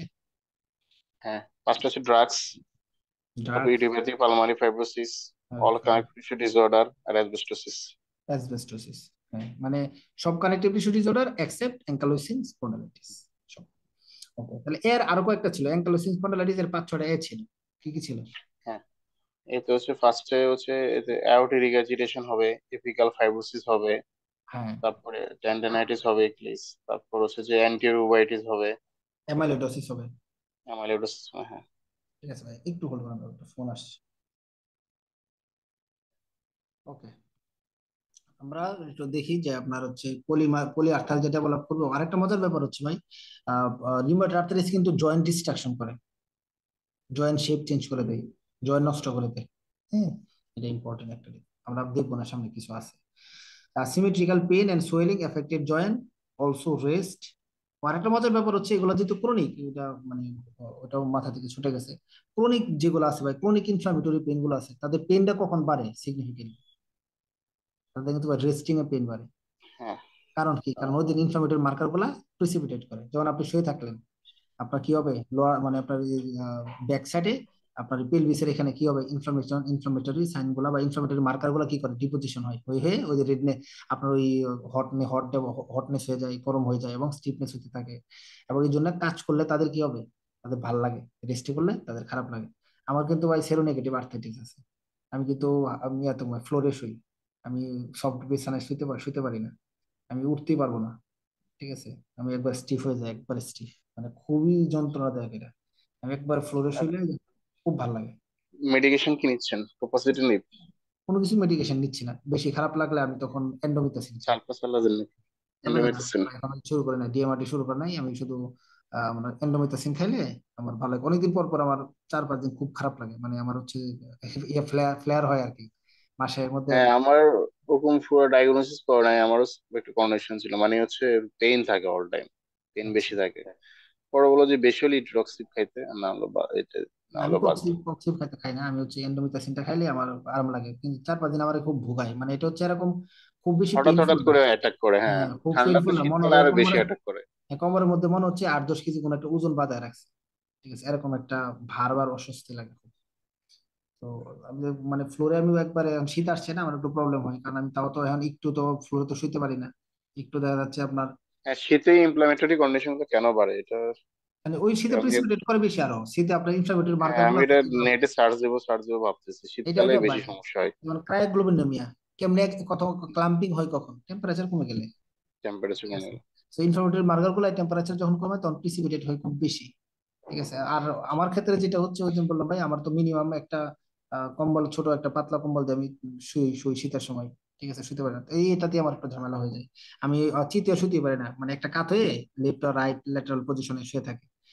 চিতে শুইলেই 10-15 মিনিট পরে অবস্থা খারাপ হয়ে যায়। সেম, আমি মানুষ সোজা হয়ে ঘুমাই, আমি 2 মিনিটও পাই না, আমি কাইতে হ্যাঁ, শুলে পারে না, হ্যাঁ, 2 মিনিট কাইতে শুলে কেমন জানি কেমন ব্যথা লাগে, কেমন জানি হ্যাঁ, লাগে। খুবই যন্ত্রণা। আমার পিছনে মনে হয় যে ভাত রান্না হয়ে যাবে, মানে এতটা গরম হয়ে যায় আমার কোমর, আমি হাত দিয়ে দেখি মারাত্মক। ওকে, মর্নিং স্টিফনেস থাকবে অবশ্যই এগুলোতে, যেহেতু ইনফ্লামেটরি। জয়েন্ট ডিফর্মিটি থাকবে, প্রত্যেকটা জয়েন্ট কিন্তু পরীক্ষার মধ্যে ডিএক্সক্লু হিসেবে থাকে, আমরা সবগুলো জানি। সোয়ান নেক, ঠিক আছে। সোয়ান নেক মানে ওই ইয়ার মতো আর কি, রাজহাঁসের মতো নেক হয়ে যায়, বার্টনিয়ার ডিফর্মিটি। তারপর আমরা আলনার ডেভিয়েশন হয়ে যায়, ঠিক আছে। তো তারপর যে জেড ডিফর্মিটি, এগুলা ছবি আছে, একটা সুন্দর একটা ছবি আছে এই আগের বইয়ে আছে। নতুন দিছে কিনা আমরা একটু দেখবো। আগের বইটা ছিল, সুন্দর একটা ছবির মধ্যে সবগুলো আসছিল, থার্ড এডিশনের মধ্যে দেয়নি। The earliest manifestation, এটাও important, the swelling of the metatarsophalangeal joint, early manifestation of rheumatoid arthritis ফিটে ডেভেলপ করে। এক্সট্রাটিকুলার ম্যানিফেস্টেশন অনেকগুলো হয়, এক্সট্রাটিকুলার ম্যানিফেস্টেশন আমরা কয়েকটা জিনিস জাস্ট আমাদের যেটা লাগবে ওটা আমরা দেখবো, ঠিক আছে। লাংসেরটা ইম্পর্টেন্ট ভাই, সেটা হচ্ছে নিউমোনিক প্লুরাল ডিফিউশনে গ্লুকোজ লেভেল কম থাকে। এটা কিন্তু আমার পরীক্ষা মনে আসছে, সম্ভবত এপ্রিলে আসছিল এটা। মানে ডায়াগনোসিস হেল্পে কাজে লাগছে, যে রিউমাটয়েড আর্থ্রাইটিস দিয়ে যদি প্লুরালিফিকেশন হয় তাহলে লো গ্লুকোজ লেভেল থাকে। তারপর আপনার হচ্ছে এটা ইম্পর্টেন্ট, ক্রিকোরেটিনয়েড আর্থ্রাইটিস, এটা ইম্পর্টেন্ট, ঠিক আছে। ক্রিকোরেটিনয়েড আর্থ্রাইটিসে পেশেন্টের হচ্ছে স্টাইডর ডেভেলপ করবে, এই যে এখানে যেহেতু স্টাইডর হবে এবং পেশেন্ট কিন্তু খুব র্যাপিডলি ওর খারাপ হয়ে যাবে, ঠিক আছে। তো এই জন্য তখন ট্রাকেস্টমি করতে হয়, ঠিক আছে। So it can cause a stridor, but asymptomatic symptoms can rapidly worsen in the post-operative period. Helpful diagnosis হচ্ছে আমাদের যেহেতু আপার, মানে এটা খুব ইজি ব্যাপার, যে আমাদের আপার এয়ারওয়ে কম্প্রেশন, কোনটা ডায়াগনোসিস, কোনটা টেস্ট করি আমরা, ও ভলিউম লোক। Flow volume, spirometry with flow volume, upper airway compression দেখার জন্য। ধর আপনাদের পড়াইছিলাম এই এন্ডোতে, ইয়াতে আমাদের হচ্ছে যে অ্যানাপ্লাস্টিক থাইরয়েড লিম্ফো আছে না, অ্যানাপ্লাস্টিক। জি। অ্যানাপ্লাস্টিকের কি থাকে ভাই, প্রেশার সিম্পটম থাকে না। প্রেশার সিন্ড্রোম থাকে, হ্যাঁ। থাইরয়েডের র্যাপিডলি এখানে যদি প্রগ্রেসিভ থাইরয়েডের লিম্ফোমা সিন্ড্রোম। হয়, যেটা প্রেশার সিমটমস আসে, তাহলে আপার এয়ারওয়ে কম্প্রেশন করবে না। হ্যাঁ। তাহলে আপনাকে যদি বলা হয় যে তার অ্যানাপ্লাস্টিক লিম্ফোমা হয়েছে, তার আপনার হচ্ছে, আপনি তার এই প্রেশার সিমটম দেখতে চাচ্ছেন, কোন টেস্ট করতে হবে? পোলো ভলিউম ফ্লো লোক। ভলিউম লুপ, কারণ সে আপার এয়ারওয়ে কম্প্রেশন করে, ফ্লো ভলিউম লুপ করতে হবে, ঠিক আছে। এটা ইম্পর্টেন্ট আয়ের ক্ষেত্রে, কেরাটোকনজেটিভাইটিস সিকা, সিকা সিনড্রোম আমরা বলি, এটা পাওয়া যায়। এবং এই দুটো খুব ইম্পর্টেন্ট, স্ক্লেরাইটিস আর এপিস্ক্লেরাইটিস, কোনটা পেইনফুল কোনটা পেইনলেস, এটা খুব ইম্পর্টেন্ট অপথলমোলজিতে। কোনটা painful? Scleritis painful scleritis. Episcleritis painful না, স্ক্লেরাইটিস পেইনফুল। আমি হ্যাঁ, যখন, স্ক্লেরাইটিস পেনফুল। হ্যাঁ, স্ক্লেরাইটিস হচ্ছে, মনে রাখবে আমি পড়তাম তুমি সেনফুল দিয়ে, পেইনফুল আর সেনফুল। সেনফুল, স্ক্লেরাইটিস মানে সেনফুল, সেনফুল মানে পেইনফুল। এপিস্ক্লেরাইটিস নট পেইনফুল, ঠিক আছে। ওকে, আর তেমন কিছু লাগে না। হার্টের ক্ষেত্রে আমাদের একটু লাগবে, সে কি করবে? Constrictive pericarditis, commonest cardiac complication, just এই একটা ওয়ার্ড, এর চেয়ে বেশি লাগবে না ভাই। এগুলো যদি আসে তাহলে সিনারি টিনারি দিয়ে কার্ডিয়াক, আপনাকে রিউমাটয়েড আর্থ্রাইটিস বলেও দিবে না, বলবে যে মোস্ট কমন কার্ডিয়াক প্রবলেম কি হতে পারে, ঠিক আছে। কনস্ট্রিকটিভ পেরিকার্ডিটিস। তারপর ইনভেস্টিগেশন, ওই যে বললাম আমরা প্রথম একটা সিবিসি করেন। সিবিসি এই জন্য এগুলো কিন্তু ক্লিনিক্যালি খুব ইম্পর্টেন্ট। আপনার কাছে একটা রুগী যদি আপনি চিন্তা করেন, ধরেন আরে, প্রথমে কি তারে আমার রিউমাটয়েড ফ্যাক্টর বা এসিপিএ টেস্ট দেওয়াটা কি মানে জাজমেন্টাল হবে? এটা মনে হয় ঠিকঠাক হয়েছে? না, কিন্তু আর এ আর এনটিসিসিবি পজিটিভ কাউরে দেখি নাই আমি, সব ক্লিনিক্যাল ডায়াগনোসিস ছিল। ক্লিনিক্যাল আমি এনটিসিসি আমি কখনো করতে দেয় না, কিন্তু আর এ পজিটিভ আমি অনেক রুগী পেয়েছি, ঠিক আছে। সো আমি যেটা বলতে চাইলাম যে ভাই, প্রথমে একটা রুগীর আপনি সাসপেক্ট করতেছেন, ধরেন আপনি সাসপেক্ট করতেছেন অ্যাঙ্কালোসিং স্পন্ডালাইটিস, সাপোজ আপনি তাকে এসএলএ-বি27 টেস্ট দিয়ে দিবেন? না, তাহলে আমাদের অ্যাপ্রোচটা কি হওয়া উচিত ভাই, যেহেতু এগুলো ইনফ্লামেটরি, তাহলে আমি একটা ইএসআর সিআরপি এটা দিয়ে দেখতে পারি না? হ্যাঁ, পাঁচটা ইনফ্লামেটরি মার্কার দিয়ে সিম্পল দেখবো। জিনিস একটা, হ্যাঁ সিম্পল টেস্ট। আমাকে ভাই এসএলএ-বি27 দেওয়া হয়েছিল, গেছি পরে আমার এসএলএ-বি27 দিয়েছিলাম, তখন ফার্স্ট সেকেন্ডারি পড়ি, তখন তো বুঝি না কিছু আসলে, ঠিক আছে। আমার কোমরে ওই এটার জন্য গেছি, ব্যথা হুম, স্টিফনেস থাকে, এসএলএ-বি27 করবো। যদিও আমাদের এজেই বেশি হবে অ্যাঙ্কালোসিং, সেটা ঠিক আছে, হ্যাঁ, মেলদের ইয়াং এটা এজ। বেশি হবে, 20 থেকে 40 বছর হবে, তার জন্য আমি প্রথমে এসএলএ-বি27 দিব? তো হইতে পারে না। So, এবং আমাদের এগুলার রেশনাল প্র্যাকটিস আসলে দরকার। তো আমাদের এনটি সিসিপি সেন্সিটিভিটি 80%, কিন্তু স্পেসিফিসিটি অনেক, এই জন্য বললাম এটা একটা প্রগনোস্টিক, এটা ইম্পর্টেন্ট নয়, এটা প্রগনোস্টিক মার্কার, এটা 5 star prognostic marker. Rheumatoid factor আর serological test may be negative, seronegative RA up to 30% patient RA is negative for anti-CCP and for an RF rheumatoid factor। Biology পার্কের আমরা এগুলো দেখলাম যে সবচেয়ে আর্লি ফাইন্ডিংস গুলো মনে রাখতে হবে। আর্লি ফাইন্ডিংস গুলো কি? সফট টিস্যু সোয়েলিং, ওস্টিওপেনিয়া, এটা ইম্পর্টেন্ট। লেট ফাইন্ডিংস গুলো important, joint space narrowing, marginal erosion, osteopenia and subchondral cyst, এগুলো ইম্পর্টেন্ট, খুবই খুবই ইম্পর্টেন্ট। আমাদের আর্লি সাইন এবং লেট সাইন আলাদা করে করতে হবে, ঠিক আছে? এবং যদি আপনি ফ্লুইড নেন তাহলে অ্যাবন্ডেন্ট নিউট্রোফিল, হাই প্রোটিন লেভেল, এগুলো একটা মাথায় রাখতে হবে। এনটিসিসিপি অ্যাসোসিয়েটেড রিউমাটয়েড আর্থ্রাইটিস, যেগুলো এখানে জিনিস আছে। আর্লি ফাইন্ডিংস এর লাইট আমি এগুলো এই বক্সটা আগে আমি করতাম যে জয়েন্ট স্পেসটা ন্যারো হয়ে গেছে, ন্যারো হয়ে যাওয়ার পরে দেখেন আমি এটা কেমনে মিলাইতাম, যে ধরেন স্পেসটা ন্যারো হয়ে গেছে, স্পেসটা যদি ন্যারো হয় তো একটা একটার সাথে ফিকশন হবে না? হ্যাঁ। জয়েন্ট স্পেসটা ন্যারো হলে তাহলে ফিকশন হবে, তো ফিকশন হলে কি হবে? ক্ষয় হয়ে যাবে, অস্টিওপোরোসিস হবে, ঠিক আছে? তো ক্ষয় হয়ে যদি যায় তাহলে আপনার ব্যথা ট্যাথা হবে, এখানে ইনফ্লামেশন হবে, ইনফ্লামেটরি সাইন আসবে। তো ইনফ্লামেটরি সাইন যদি আসে তাহলে এখানে কি হবে? সোয়েলিং ডেভেলপ করবে না? অনেক মার্কার টার্কা আইসা এখানে সে এক্সুডেশন করবে, তখন সোয়েলিং হয়। তুমি একটা ওয়ার্ড দিয়ে মনে রাখতে পারো কি, আর্লি ফাইন্ডিংস এর ক্ষেত্রে প্রথম স্পেসটা ন্যারো হবে, একটা আরেকটার সাথে ফিকশন হবে, ফিকশন হলে কি হবে? অস্টিওপোরোসিস হবে। এবং এই জায়গায় কি হবে? যেহেতু একটা ইনফ্লামেশন হবে, তাহলে ইনফ্লামেটরি মার্কার টার্কার আসে এখানে, আপনার হচ্ছে ভ্যাসকুলার পারমিএবিলিটি বাড়বে, বাইরে সোয়েলিং ডেভেলপ করবে। এটা আমি এভাবে মনে রাখতাম। আর এটা যখন ক্রনিক হইতে থাকবে তাহলে আস্তে আস্তে কি হবে? অস্টিওপোরোসিস থেকে ইরোশন হয়ে যাবে, ইরোশন হয়ে একদম ছুটে যাবে, জয়েন্ট ছুটে যাবে, সাবলাক্সেশন হয়ে যাবে, ঠিক আছে? জন্য এটা জয়েন্ট ডিফর্মিং ডিজিজ, জয়েন্ট কিন্তু ডিফর্ম করে ফেলে একবারে। Differential diagnosis, typically affected metacarpophalangeal এবং প্রক্সিমাল ইন্টারফ্যালেঞ্জিয়াল জয়েন্ট সিমেট্রিক্যালি। আর সোরিয়াটিক আর্টারিস কোথায় ইনভলভমেন্ট করবে ভাই? Distal interphalangeal joint. এবং এটা কিরকম? অ্যাসিমেট্রিক্যাল, ওই যে আমরা পড়ছিলাম অ্যাসিমেট্রিক্যাল, ঠিক আছে? অলিগোআর্থাইটিস সেটা অবশ্যই অ্যাসিমেট্রিক্যাল। তারপর দেখেন রিউমাটয়েড আর্থ্রাইটিস আর অস্টিও আর্থ্রাইটিস, ভাই কয়েকটা ডিফারেন্স বলেন তাহলে দেখবেন এগুলো সব আছে। কয়েকটা ডিফারেন্স যদি বলেন। রিউমাটয়েড তো ইনফ্লামেটরি কন্ডিশন, নন ইনফ্লামেটরি কন্ডিশন, হ্যাঁ, তারপর ইনফ্লামেশন মর্নিং নন স্টিফনেস ইনফ্লামেটরি থাকবে রিউমাটয়েড আর্থ্রাইটিসে, অস্টিওতে মর্নিং স্টিফনেস থাকবে না। থাকবে না। প্রক্সিমাল ইন্টারফেরেন্সিয়াল জয়েন্ট, আর ওখানে তো মূলত হচ্ছে ডিস্টাল ইন্টারফেরেন্স ডিপ আর সিএমসি, মূলত সিএমসি আর হচ্ছে হ্যাঁ, হ্যাঁ, এই যে দেখেন এটা থাকবে। এটা খুব ইম্পর্টেন্ট, তারপর কার্পো মেটাকার্পালজন খুবই খুব ইম্পর্টেন্ট, 5 স্টার। হ্যাঁ, আর ইনফ্লামেটরি মার্কার গুলো এখানে রিউমাটয়েড নেগেটিভ আর্থ্রাইটিসে থাকবে। থাকবে, অস্টিওআর্থ্রাইটিসে থাকবে না। হ্যাঁ, থাকবে না, ওখানে থাকবে, ঠিক আছে, খুব ইম্পর্টেন্ট। আর অস্টিওআর্থ্রাইটিসে মর্নিং স্টিফনেস থাকবে? না, থাকবে না, তাহলে আর এতে থাকলে থাকবে। অল্প থাকবে। থাকলে অল্প থাকবে, হ্যাঁ। আর রিউমাটয়েড আর্থ্রাইটিসে থাকবে। তাহলে মুভমেন্ট করলে মানে আফটার মুভমেন্ট কার ভালো লাগবে কার খারাপ লাগবে? আর এই ইমপ্রুভমেন্ট করবে মুভমেন্টে, অস্টিওআর্থ্রাইটিস খারাপ হবে। খারাপ লাগবে, অস্টিওআর্থ্রাইটিসের পেনই হয়। আমি একটা কথা ডায়াগনোসিস করি, আপনার ব্যথাটা কি সকালে ঘুমে তুললে আরাম লাগে? ও জি স্যার আরাম লাগে। খারাপ লাগে কখন? রিস্ক হলো তো, রিস্ক হলো জিজ্ঞেস করছি, স্যার রিক্সা চালাতে চালাতে সন্ধ্যাবেলা খুব খারাপ লাগে, রাতে এই জন্য আর 7টার পরে আর রিক্সা চালাতে পারি না। সিম্পল জিনিস, ঠিক আছে? ওকে। এবং এটা মজা, আরেকটা মজার ব্যাপার হচ্ছে অস্টিও আর্থাইটিসে কি আপনার ক্যালসিয়াম দেওয়ার আপনার যুক্তিকতা কত? না, ক্যালসিয়াম দেওয়া যাবে না। মানে কেন ক্যালসিয়াম এটা? ডেফিসিয়েন্সি থাকলে দেওয়া যাবে, কিন্তু এমনি দেওয়া যাবে না। এটা কারণ ইয়ে করবে, অস্টিওপাইট তো ফরমেশন করবে, আরো বেশি হবে, ক্যালসিয়াম পায়া বেশি বেশি করবে।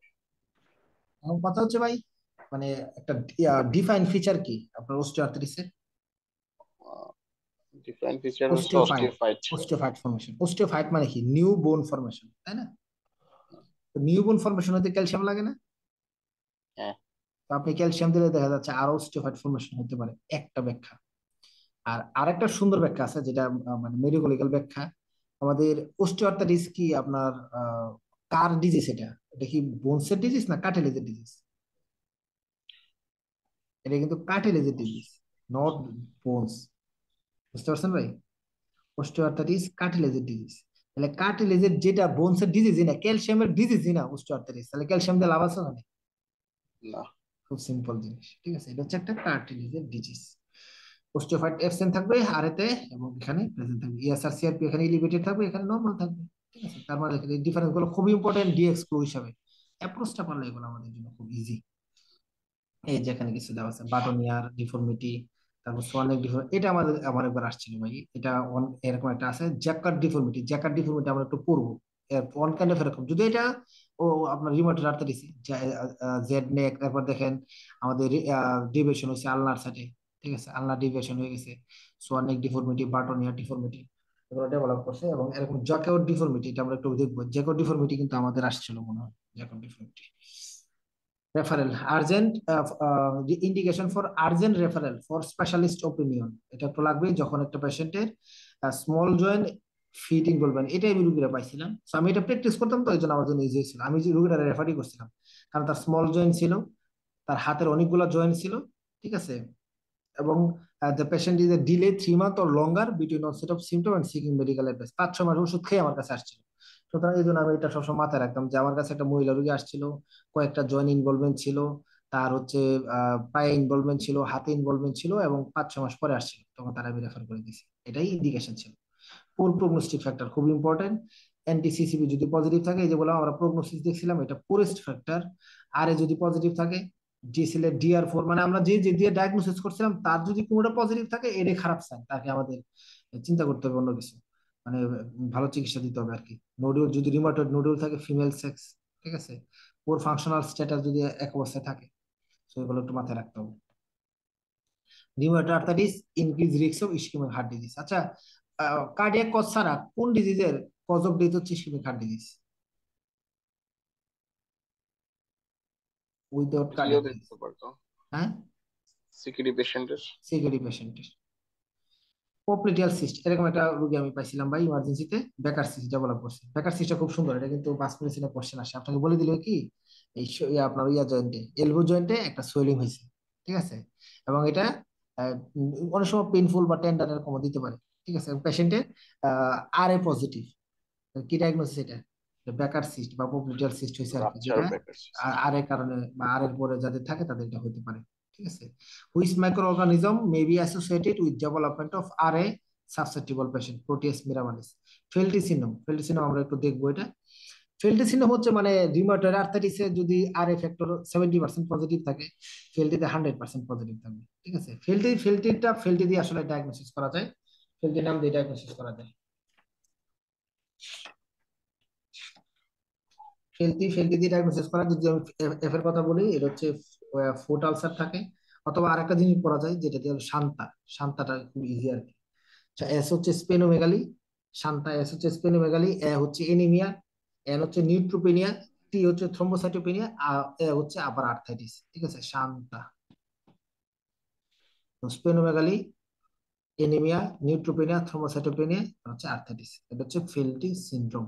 রিউমাটয়েড আর্থাইটিসের সাথে যদি স্পেনোমেগালি থাকে আর লো হোয়াইট সেল কাউন্ট থাকে, ফেলটি। রিউমাটয়েড আর্থাইটিসের সাথে যদি ভাই আপনার কোল ওয়ার্কার হিস্ট্রি থাকে, কি ডায়াগনোসিস? কাপলান সিনড্রোম। ক্যাপলান সিনড্রোম। সেগুলো খুব সিগনিফিকেন্ট মাথায় রাখতে হবে, ঠিক আছে। একটা পেশেন্টের রিউমাটয়েড আর্থাইটিস দিলেন, তো পেশেন্টের রিসেন্ট একটা সার্জারি হয়েছে, তারপরে তার স্টাইডো ডেভেলপ করছে, কি ডায়াগনোসিস? ক্রিকো retinoid arthritis. এবং পেশেন্টের পরে কি করতে হবে আপনাকে? Spirometry with volume loop. আর যদি ইন্টারভেনশন করতে চাই তাহলে ট্রাকেস্টমি করতে হবে, ঠিক আছে। ওকে, আর poorly control R A proteinuria and hypoalbuminaemia raises possibility of amyloidosis, rectal biopsy তখন করতে হয়। রিউমাটয়েড আর্থ্রাইটিস এসএলএ-টিআর4 সিচুয়েশন থাকে, ঠিক আছে। এগুলো আমাদের মেডিকেশন। আমাদের আর যদি আমরা এটা অন্য চ্যাপ্টারে পড়ে আসছিলাম, টিএনএফ যদি দিতে হয়, টিএনএফ দেওয়ার আগে আপনাকে কি স্ক্রিনিং করতে হবে? টিবি স্ক্রিনিং করতে টিবি হবে। স্ক্রিনিং করতে হবে। টিবি স্ক্রিনিং করার জন্য ইনিশিয়াল টেস্ট কোনটা? ম্যানটক্স। ইনিশিয়াল টেস্ট হচ্ছে মন্টুক টেস্ট করব, ম্যানটক্স। তারপর না হয় এমটি ইয়ে করব, টেস্ট করবেন, এমটি টেস্ট যদি পজিটিভ থাকে তাহলে ইগরে করব। ইগরা করতে হবে, ঠিক আছে। এবং পেশেন্টের এই টিএনএফ দিলে আপনি তার একটা সার্জারি কতদিন আগে বন্ধ করতে হবে? এটা বলছিলাম তখনই, 2 থেকে 4 সপ্তাহ। Patient RA on etanercept scheduled for elective surgery. What advice regarding his medication should be given prior to surgery? Stop etanercept 2 থেকে 4 সপ্তাহ সার্জারি। এগুলো কিন্তু খুবই ইম্পর্টেন্ট। পরীক্ষা মানে এরকম কোশ্চেন আসে, যেগুলো আপনি মাগরাবি বা পাঁচ মেডিসিনে তো পাবেন নাই না, ঠিক আছে। এগুলো খুবই ইম্পর্টেন্ট। টিএনএফ দেওয়ার আগে 2 থেকে 4 সপ্তাহ আগে আপনাকে বন্ধ করতে হবেই। এগুলো রেড লাইন করা, পরীক্ষা মানে এগুলো আসতেছে। ট্রিটমেন্ট পোর্শন থেকে আমাদের আর ট্রিটমেন্ট পোর্শন থেকে আসলে আমাদের কোশ্চেন আসে না, ঠিক আছে। সেটা জাস্ট আমাদের ওইভাবে পড়ারও দরকার নেই আসলে। এটা একটু যদি দেখতে চান, ট্রিটমেন্ট একবার বাদ দেন, কোনো দরকার নেই আমাদের। যদি মনিটরিং করতে চান, যদি পার্ট 1 এ মনিটরিংও আসে না, পার্ট 2 তে এগুলো আসে।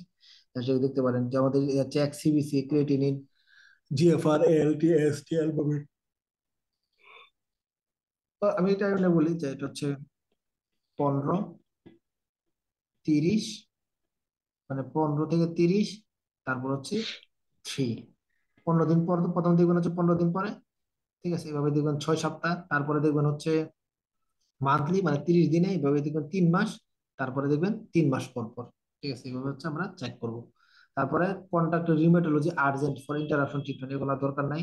এটা জাস্ট একটু সিটিং অ্যাকুট ইনফেকশন মোস্ট ডিএমআরডি, মানে যদি একটা পেশেন্টের অ্যাকুট ইনফেকশন থাকে তাহলে সব ডিএমআরডি অফ করতে হবে। কোনটা চালাতে পারবে?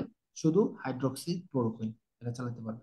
আচ্ছা, হাইড্রোক্সি ক্লোরোকুইন দিলে কি স্ক্রিনিং করতে হয়?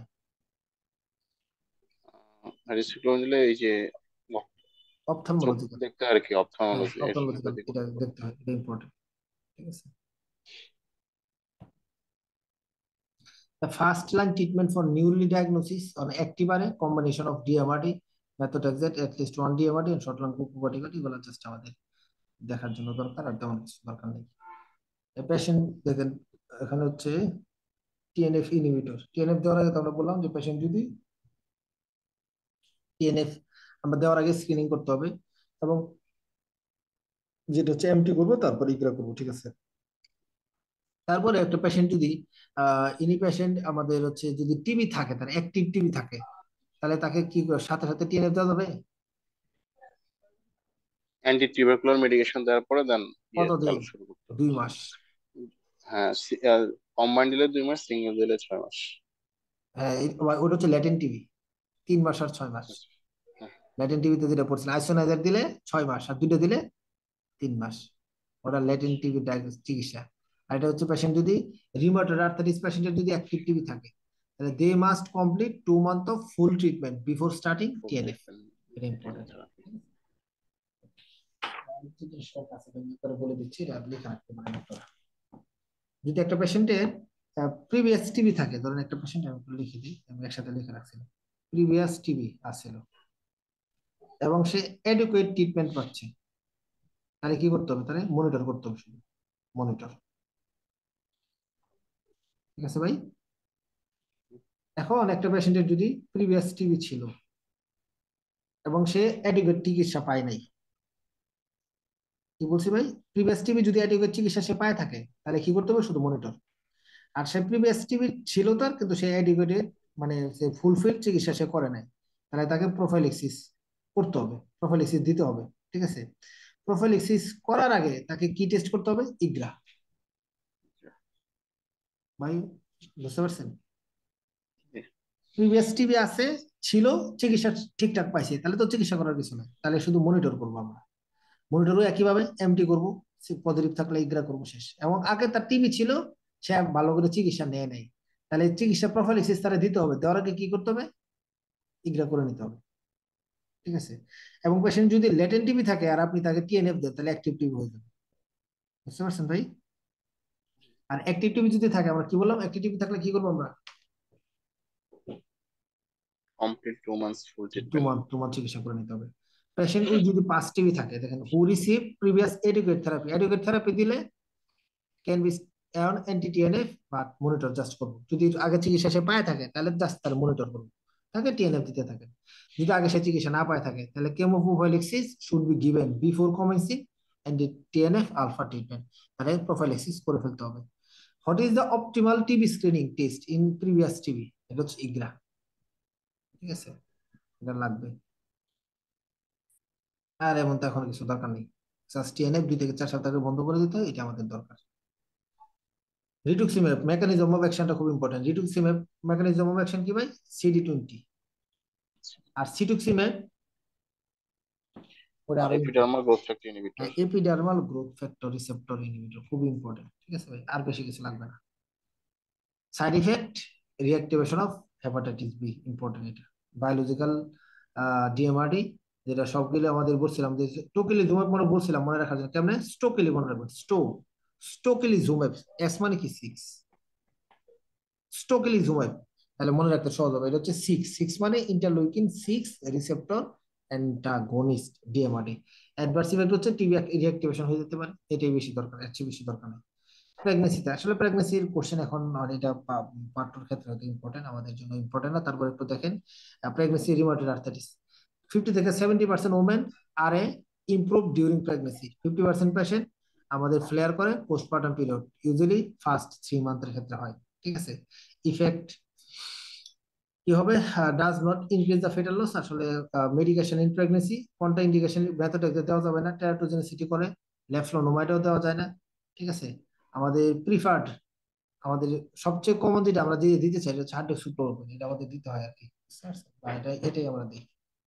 আর ব্রেস্ট ফিডিং এ কোন ড্রাগটা দেওয়া যায় না, এটা এজাথ্রোপিন। মনে রাখো ব্রেস্ট ফিডিং বাই প্রেগনেন্সিতে কিন্তু সেফ, প্রেগনেন্সি পোস্টপার্টামে এজাথ্রোপিন কিন্তু সেফ। কোনটা ইন্ডিকেটেড কখন? ব্রেস্ট ফিডিং এ। এটা খুব ইম্পর্টেন্ট, ব্রেস্ট ফিডিং থাকলে এজাথ্রোপিন দেওয়া যাবে না। ঠিক আছে। সবচেয়ে কমন যেটা সবসময় দেওয়া যাবে, মানে during child bearing pregnancy postpartum, সেটা হচ্ছে সালফাসালাজিন, এগুলো দেওয়া যায়।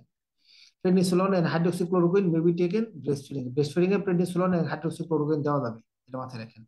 তার মানে azathioprine, method cyclophosphamide, method agent কখনোই দেওয়া যায় না, মানে চাই আপনার হচ্ছে অ্যাক্টিভ ডিজিজ, এই প্রোফাইল্যাক্সিস দেওয়া যাবে না প্রেগনেন্সিতে। সাইক্লোস্পোরিন আর কন্ট্রা ইন্ডিকেটেড ব্রেস্টফিডিং মাদার, আর during pregnancy continue current dose of azathioprine and add folic acid, azathioprine চালান, কিন্তু ব্রেস্টফিডিং এ গিয়ে অফ করে দিতে হবে। আর ফেলটি সিনড্রোম আমরা বললাম যে মনে রাখার জন্য, এটা হচ্ছে শান্তা, SANTA। এস মানে স্প্লেনোমেগালি, এ মানে এনিমিয়া, এ মানে নিউট্রোপিনিয়া, টি মানে থ্রোম্বোসাইটোপেনিয়া, আর এ মানে হচ্ছে আর্থ্রাইটিস। শেষ। ঠিক আছে, it's a Felty syndrome. SL DR4 এখানে অবশ্যই থাকবে। ট্রায়াড অফ আর্থ্রাইটিস, স্প্লেনোমেগালি আর নিউট্রোপেনিয়া, এনা পজিটিভ থাকবে। মোস্ট ইমপ্রুভেড ট্রিটমেন্ট হচ্ছে পালসেট কর্টিকোস্টেরয়েড থেরাপি। জাস্ট এটি মনে রাখেন, বাকি আমি যা বলছি এতটুকুই enough. Felty syndrome, arthritis, splenomegaly and neutropenia.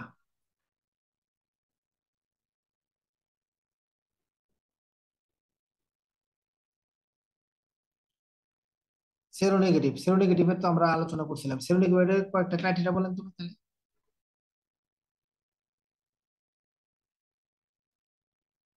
সেরোনেগেটিভে তো তবে অ্যাসিমেট্রিক্যাল আর্থ্রাইটিস থাকবে, তারপরে যে আচ্ছা, বিভিন্ন ট্যান্ডন, অ্যানথোসোপ্যাথি, স্পাইনাল ধরবে, এগুলো থাকবে। টেন্ডনোপ্যাথি থাকবে, ওই যে অ্যানথোসোপ্যাথি, এসিমেট্রিক্যাল, এবং মানে হচ্ছে প্রথম থেকে যদি আমি বলি আবার, সেরোনেগেটিভ তার মানে এটা হচ্ছে আর্টিকুলার, এটা ক্রনিক, এবং এটা কি ইনফ্লামেটরি, তাই না ভাই? এবং এটা অলিগো, বুঝছিলাম না? মানে আপনার যে অলিগো আর্থারিটিস যেটা বলছিলাম, অ্যাসিমেট্রিক্যাল স্পন্ডাইলো আর্থারিটিস, সবগুলো কিন্তু সেরোনেগেটিভ। তাদেরকে সেরোনেগেটিভ মানে কি? সেরোনেগেটিভ মানে কি? সেরোনেগেটিভ মানে হচ্ছে আমরা যে নর্মাল যে আর এটার এগুলো করি, হ্যাঁ, এগুলো পাবো রিমোটেড না। ফ্যাক্টর, রিমোটেড ফ্যাক্টর রিমোটের ফ্যাক্টর নেগেটিভ। গুলো নাকি থাকবে। তাহলে রিমোটেড ফ্যাক্টর নেগেটিভ, এটা ক্রাইটেরিয়া হচ্ছে প্রথম ওজন ভাই, যে ওই রেপের জায়গায় যাবেন, এটা হচ্ছে সেরোনেগেটিভ। তাহলে প্রথম হচ্ছে এটা আর্টিকুলার, তারপরে এটা ক্রনিক, ঠিক আছে, তারপরে এটা কি ইনফ্লামেটরি, এবং এটা অলিগোআর্থ্রাইটিস, সেটা হচ্ছে সেরোনেগেটিভ। আর সবগুলাই সেরোনেগেটিভ রেপ, সবগুলার কিছু কমন ফিচার আছে। তারা কোথায় ইনভলভমেন্ট করে মেনলি ভাই? স্পাইনে ইনভলভমেন্ট করবে। তাদের মন স্টিফনেস অনেক থাকবে। ঠিক আছে। এবং তারপর আলাদা আলাদা এক এক জায়গায় ইনভলভমেন্ট থাকবে। এসএলএ B27 পজিটিভ থাকবে। তারপরে সেরোনেগেটিভ, অ্যাসিমেট্রিক্যাল থাকবে, এটা আমরা অলরেডি বললাম। যেখানে তারপর হচ্ছে অ্যান্টিসোপ্যাথি থাকে। ঠিক আছে। Plantar fasciitis, extra articular manifestation, এগুলো দেন আপার জোনে থাকে। এটা হচ্ছে অ্যাঙ্কালোজিং স্পন্ডালাইটিস, বাকি সবই লোয়ার জোনে থাকে। স্পন্ডাল আর্থাইটিস এই যে এখানে পাবেন, অ্যাঙ্কালোজিং স্পন্ডালাইটিস, সোরাটিক আর্থাইটিস, এখানে আছে রিটার সিনড্রোম মানে রিঅ্যাক্টিভ আর্থাইটিস, আর হচ্ছে এন্টারোপ্যাথিক আর্থাইটিস, খুবই খুবই সিগনিফিকেন্ট। অ্যাডহেসিভ ক্যাপসুলাইটিস, এটা মানে কি? Adhesive capsulitis, frozen shoulder, frozen শোল্ডারের যেটা আমাদের, আমরা যে রুগীটা পাই এটা ইয়া কি থাকে, আমরা এটাই পরীক্ষায় আসে আসলে। ফ্রোজেন শোল্ডার কাদের হয়? Diabetes patient. ডায়াবেটিসদের। তাহলে একটা ডায়াবেটিক পেশেন্ট হঠাৎ করে দেখলেন যে তার শোল্ডার জয়েন্টের মোবিলিটি রেস্ট্রিক্টেড, যত মুভমেন্ট আছে প্রত্যেকটা মুভমেন্ট রেস্ট্রিক্টেড হয়ে গেছে। ডায়াগনোসিস এতটুকুই এনাফ। কি ডায়াগনোসিস? Adhesive capsulitis. শেষ। এর থেকে বেশি কিছু দরকার নেই। অ্যাঙ্কেল রুটস, এটা হচ্ছে অটোয়া রুটস, এটা আসলে আমি এই যে খুব প্র্যাকটিস করতাম এটা, হ্যাঁ, এবং এটা খুবই সিগনিফিকেন্ট রুট ভাই, এটা দেখে ডায়াগনোসিস অনেকগুলো মিলে যেত। পরীক্ষার জন্য আপনাদের এখন দরকার নেই অটোয়া রুটস। অ্যাঙ্কেল জয়েন্টের আছে, আপনার হচ্ছে নি জয়েন্টের আছে অটোয়া রুটস, আমি দুনো জয়েন্টেরই অটোয়া রুটস লিখে লিখে পড়তাম। অ্যাঙ্কালোসিং স্পন্ডালাইটিস। আচ্ছা, প্রথম কথা হচ্ছে এটা হলো এসএলএ B27। আমাদের দেখেন ভাই, আমরা যদি মেজর হিস্টো কম্প্যাটিবিলিটি কমপ্লেক্স আলোচনা করি, এসএলএ ABC থাকে, অথবা DPQR, দুইটা ক্লাস, এসএলএ ABC, আসলে DPQR। DP D Q D R করছেন আমরা ভাই দুটা হ্যাঁ, class. Okay, SL A B C যেটা আছে এটা কাদের হয় বেশি জানেন? মেলদের। এসএল এ বি সিটা এটা মেলদের বেশি হয়, আর ডিপি কিউ আর এটা কাদের বেশি হয়? ওটা ফিমেলদের। মাথায় রাখেন। এই জন্যই আমাদের কিন্তু SL A B C categorize disease খুব কম। SL A D Q DP DR ওইগুলা সবচেয়ে বেশি ডিজিজ পাওয়া যায়। বেশি এই জন্য আমরা বলি যে যেহেতু এটা অটোইমিউন ডিজিজ, অটোইমিউন ডিজিজ সবচেয়ে বেশি কাদের হয়? ফিমেলদের। ফিমেলদের, কারণ ওরা হচ্ছে ওই ওই ক্লাসের। বুঝতে পারছেন? ক্লাস টু আপনার হচ্ছে, ক্লাস টু হচ্ছে এবিসি, আর ক্লাস ওয়ান হচ্ছে কি DP Q DR D Q R কি, ওরা হচ্ছে class one. DPQ DNA class two, মানে দুই সংখ্যা ওই জন্য দুই।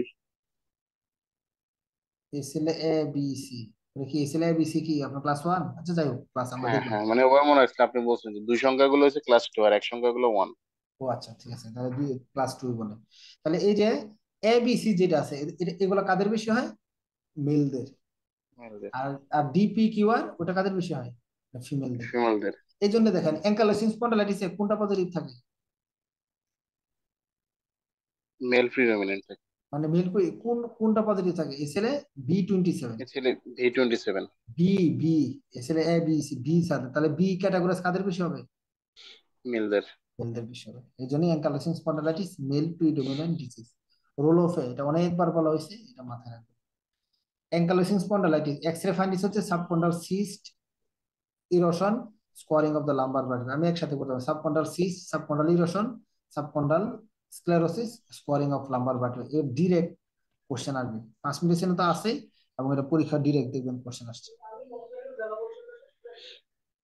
And seronegative spondyloarthropathy that involves chronic inflammatory disease of spine and sacroiliac joint. It is significant. এই জন্য মর্নিং স্টিফনেস এগুলোতে বেশি থাকে, কারণ স্পাইন ইনভলভমেন্ট করে।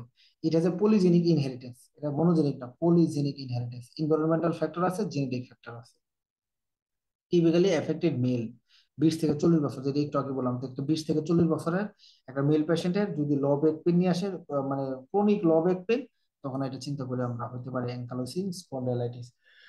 Typical young men presents with low back pain and stiffness, insidious onset.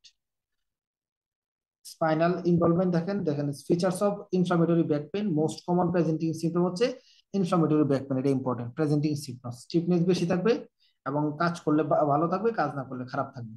ঠিক আছে? তারপরে পেশেন্টের এরকম ইম্পর্টেন্ট মেনাল সাইন পজিটিভ থাকে। Ankylosing spondylitis Mennell tenderness over sacroiliac joint. Spinal mobility থাকে, সব ধরনের মোবিলিটি রেস্ট্রিকশন থাকে। Lateral flexion, anterior lateral flexion, reduce forward flexion. Positive Schober test, এটা আপনারা করছেন কিনা জানি না, আমি অনেকের এই টেস্টটা করছি, পজিটিভ স্কোবার টেস্ট। তারপর অ্যাক্টিনিউটেড ফাইভ কাইফোসিস ফাইব্রোসিস সবগুলো ডেভেলপ করে। এক্সট্রা আর্টিকুলারের মধ্যে আমরা তো রোল অফ এ দিয়ে পড়ছিলাম, ওটাই অ্যান্টিরিয়র রিভাইটিস, তারপরে aortic regurgitation, AV nodal block, apical fibrosis, Achilles tendinitis, amyloidosis, একবারে সব করে ফেলবেন। অ্যাপিক্যাল ফাইব্রোসিস যদি করেন আপনাকে এটা কি অবস্ট্রাকটিভ ডিফেক্ট না রেস্ট্রিকটিভ ডিফেক্ট ভাই? কোন? অ্যাঙ্কাইলোসিং স্পন্ডাইলাইটিস অ্যাপিক্যাল ফাইব্রোসিস অবস্ট্রাকটিভ না রেস্ট্রিকটিভ? রেস্ট্রিকটিভ ডিফেক্ট হবে। রেস্ট্রিকটিভ। ক্লাসিক সমস্যা, হ্যাঁ। রেস্ট্রিকটিভ সমস্যা থাকলে তখন রেস্ট্রিকটিভ ফিচারও দিতে পারে। আপনার হচ্ছে এফ1 FVC ratio less than 70, less than 7, তাই না? মানে গ্রেটার দেন 7, ওরকম ফিচার দিবে, দেখবেন স্পাইরোমেট্রিক ফিচার দিয়ে রাখছে যে restrictive defect. Best option to confirm the diagnosis sacroiliac x-ray. আর যদি আর্লিয়েস্ট ফিচার পাইতে চান তাহলে এমআরআই করতে হবে, যেটা বোন মেরু ইডিমা পাঁচ। এগুলো হচ্ছে সব স্পন্ডাইলো আর্টারিস, মানে সিনডেসমোফাইটস। সিনডেসমোফাইটস মানে ওই আপনার স্পাইনের মধ্যে নিউ বোন ফর্মেশন ডেভেলপ করে। Likely to positive test depends on racial and এটা একটু মাথায় রাখতে পারেন। এসএলএ B2705 হচ্ছে ককেশিয়ান, 04 হচ্ছে চাইনিজ জাপানিজ, 02 হচ্ছে মেডিটেরিয়ান, আর 06 হচ্ছে east Asian, south east Asian. এটা আমি ডিরেক্ট মাথায় রাখতাম, এটা একটু মাথায় রাখতে পারেন, পরীক্ষা কখনোই আসে নাই পার্টনে, মাথায় রাখতে পারেন। মোস্ট ইউজফুল হচ্ছে এক্স-রে। তারপর আমাদের অনেক কিছু পাওয়া যায় এখানে থেকে, squaring of the lumbar vertebra, subchondral cyst, erosion, sclerosis, squaring of lumbar vertebra, bamboo sign spine. আরেকটা এখানে থাকে না কোথাও, ড্যাগার সাইনও পাওয়া যায়। ড্যাগার সাইন, এটা আপনি সার্চ দিয়ে দেখেন, ড্যাগার সাইনও পজিটিভ থাকে অ্যাঙ্কাইলোসিং স্পন্ডাইলাইটিসে। আচ্ছা ড্যাগার সাইন ইসিজি এটা থাকে, কি ডায়াগনোসিস ভাই বলতে পারবেন? ড্যাগার সাইন ইসিজি বুঝা গেছে। ডেটাসিনথেসিস হচ্ছে ভাই আপনার এসোসিয়েম প্রোগ্রামে পাওয়া যায়।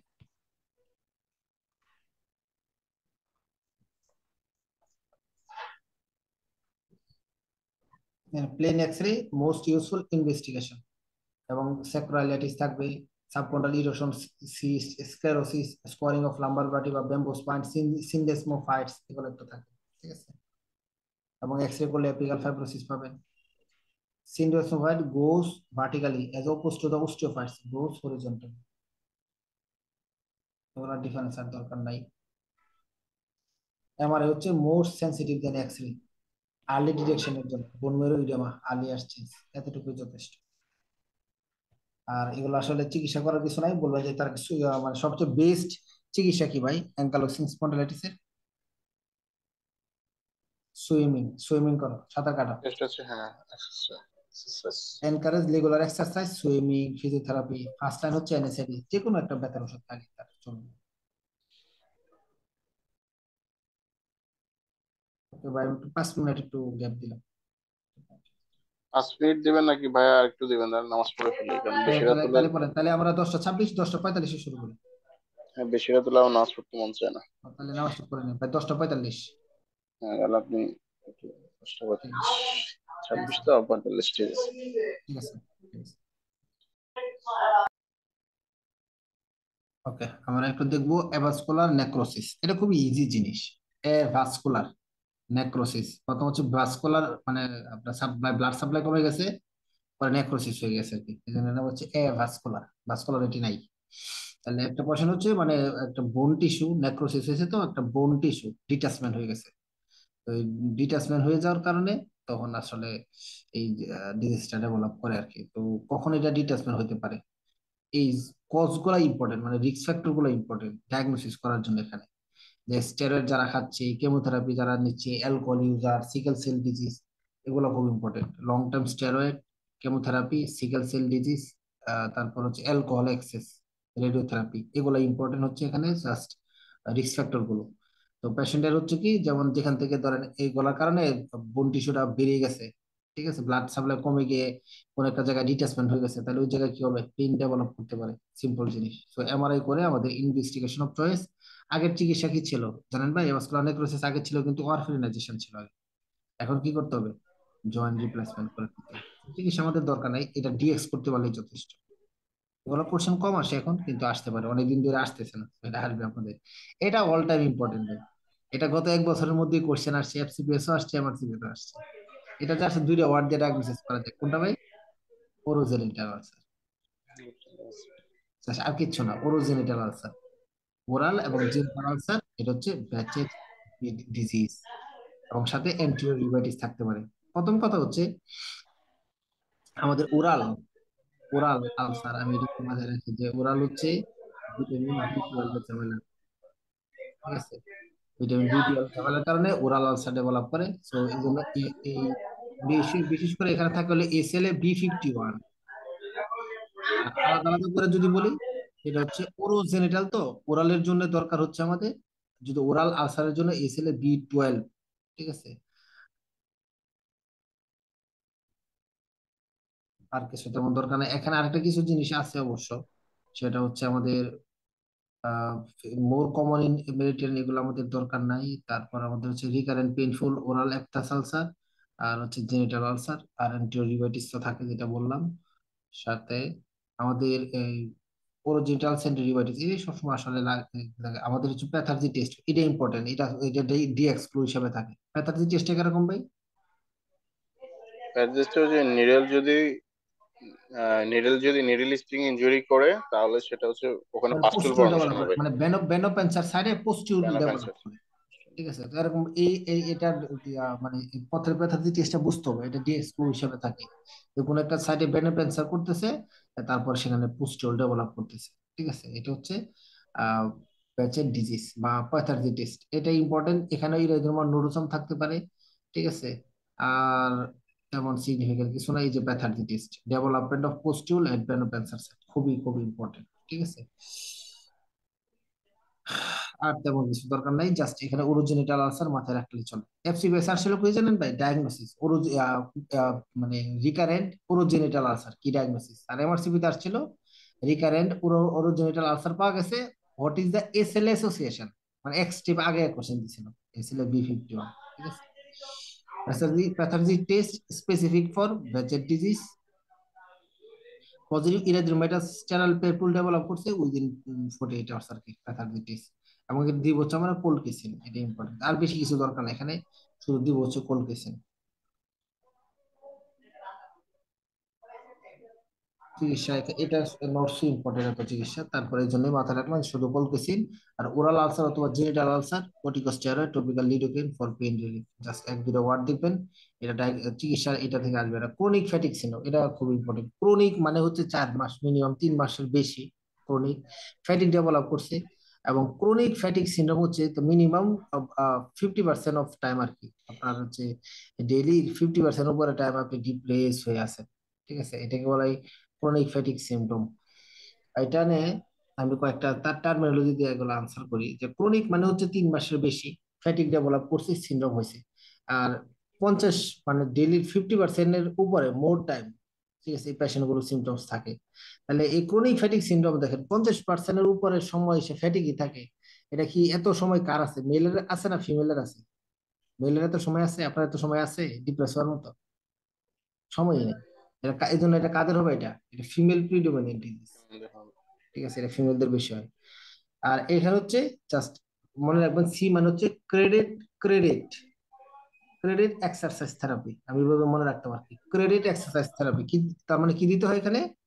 গ্রেডেড এক্সারসাইজ থেরাপি দিতে হয়।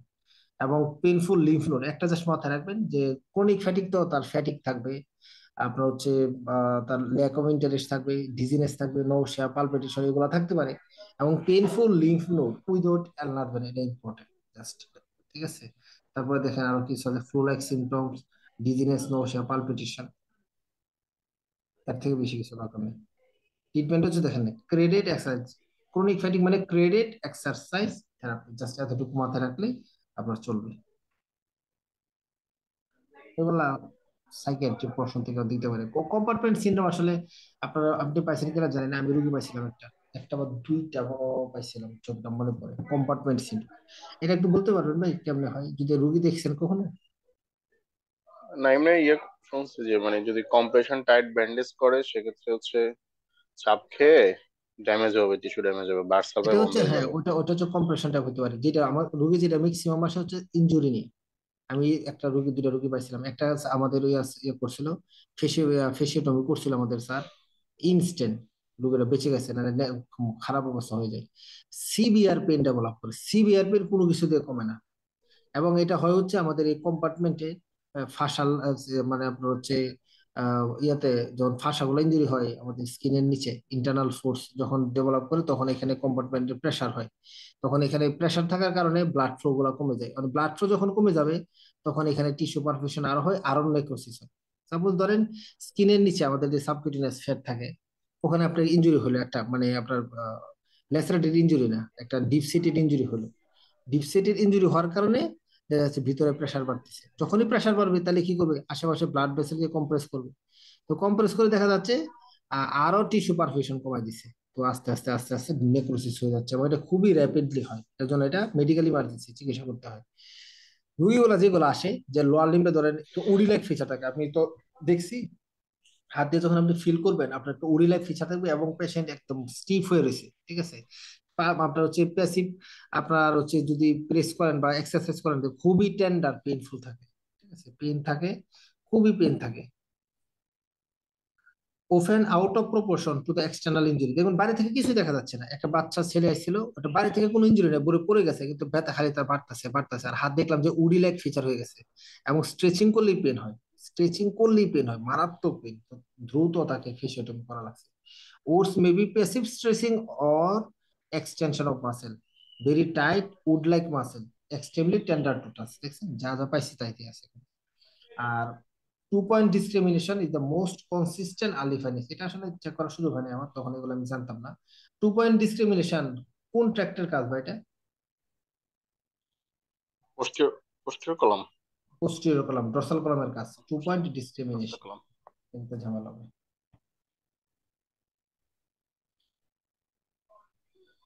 ইনভেস্টিগেশন ক্রিয়েটিনিন কাইনেজ এগুলো বেড়ে যাবে, তারপর মায়োগ্লোবিন ইউয়া হয়, যেহেতু মায়োগ্লোবিন ড্যামেজ হয়ে বেড়ে যেতে পারে। কম্পার্টমেন্ট প্রেশার বেড়ে যাবে। ঠিক আছে, সার্জারি হচ্ছে আর্জেন্ট সার্জারি করতে হবে। আর্জেন্ট সার্জারি যত ফেসিওটমি যত তাড়াতাড়ি সার্জারি করা যায় পেশেন্ট বেঁচে যাবে, তাহলে ঝামেলা। কমপ্লেক্স রিজিওনাল পেইন সিনড্রোম, এটা আসলে লাগে না আপনাদের, এগুলো বাদ দেন। কমপ্লেক্স রিজিওনাল পেইন সিনড্রোম দরকার নেই। ক্রায়োগ্লোবিনুরিয়া, ক্রায়োগ্লোবিনুরিয়া খুবই ইম্পর্টেন্ট, আমরা এটা পড়ছিলাম। আর এই যে ওই রিউমাটয়েড আর্থ্রাইটিসের immunoglobulin M against immunoglobulin G, এখানেও তাই। ঠিক আছে, এখানে মনে রাখবেন consumption of C4 strongly positive rheumatoid factor, তার মানে রিউমাটয়েড ফ্যাক্টরের সাথে যদি কনজাম্পশন অফ C4 থাকে, এটা হচ্ছে ক্রায়োগ্লোবিলিন এম। রিউমাটয়েড আর্থ্রাইটিসের সাথে যদি কোলওয়ার্কের ইয়ে থাকে, অ্যাসোসিয়েশন থাকে, কি ডিজিজ ভাই? Caplan syndrome. Caplan syndrome. Rheumatoid আর্থ্রাইটিসের সাথে যদি একটা পেশেন্ট স্টাইরয়েড ডেভেলপ করে, কি diagnosis? Cricoarytenoid arthritis. Cricoarytenoid arthritis. Rheumatoid আর্থ্রাইটিসের পেশেন্ট যদি পেইনফুল আই ডেভেলপ করে, কি diagnosis? Painful eye development scleritis. Scleritis. আর নন নন পেইনফুল হচ্ছে এপি স্ক্লেরাইটিস। এপিস্ক্লেরাইটিস। এগুলো খুব ইম্পর্টেন্ট।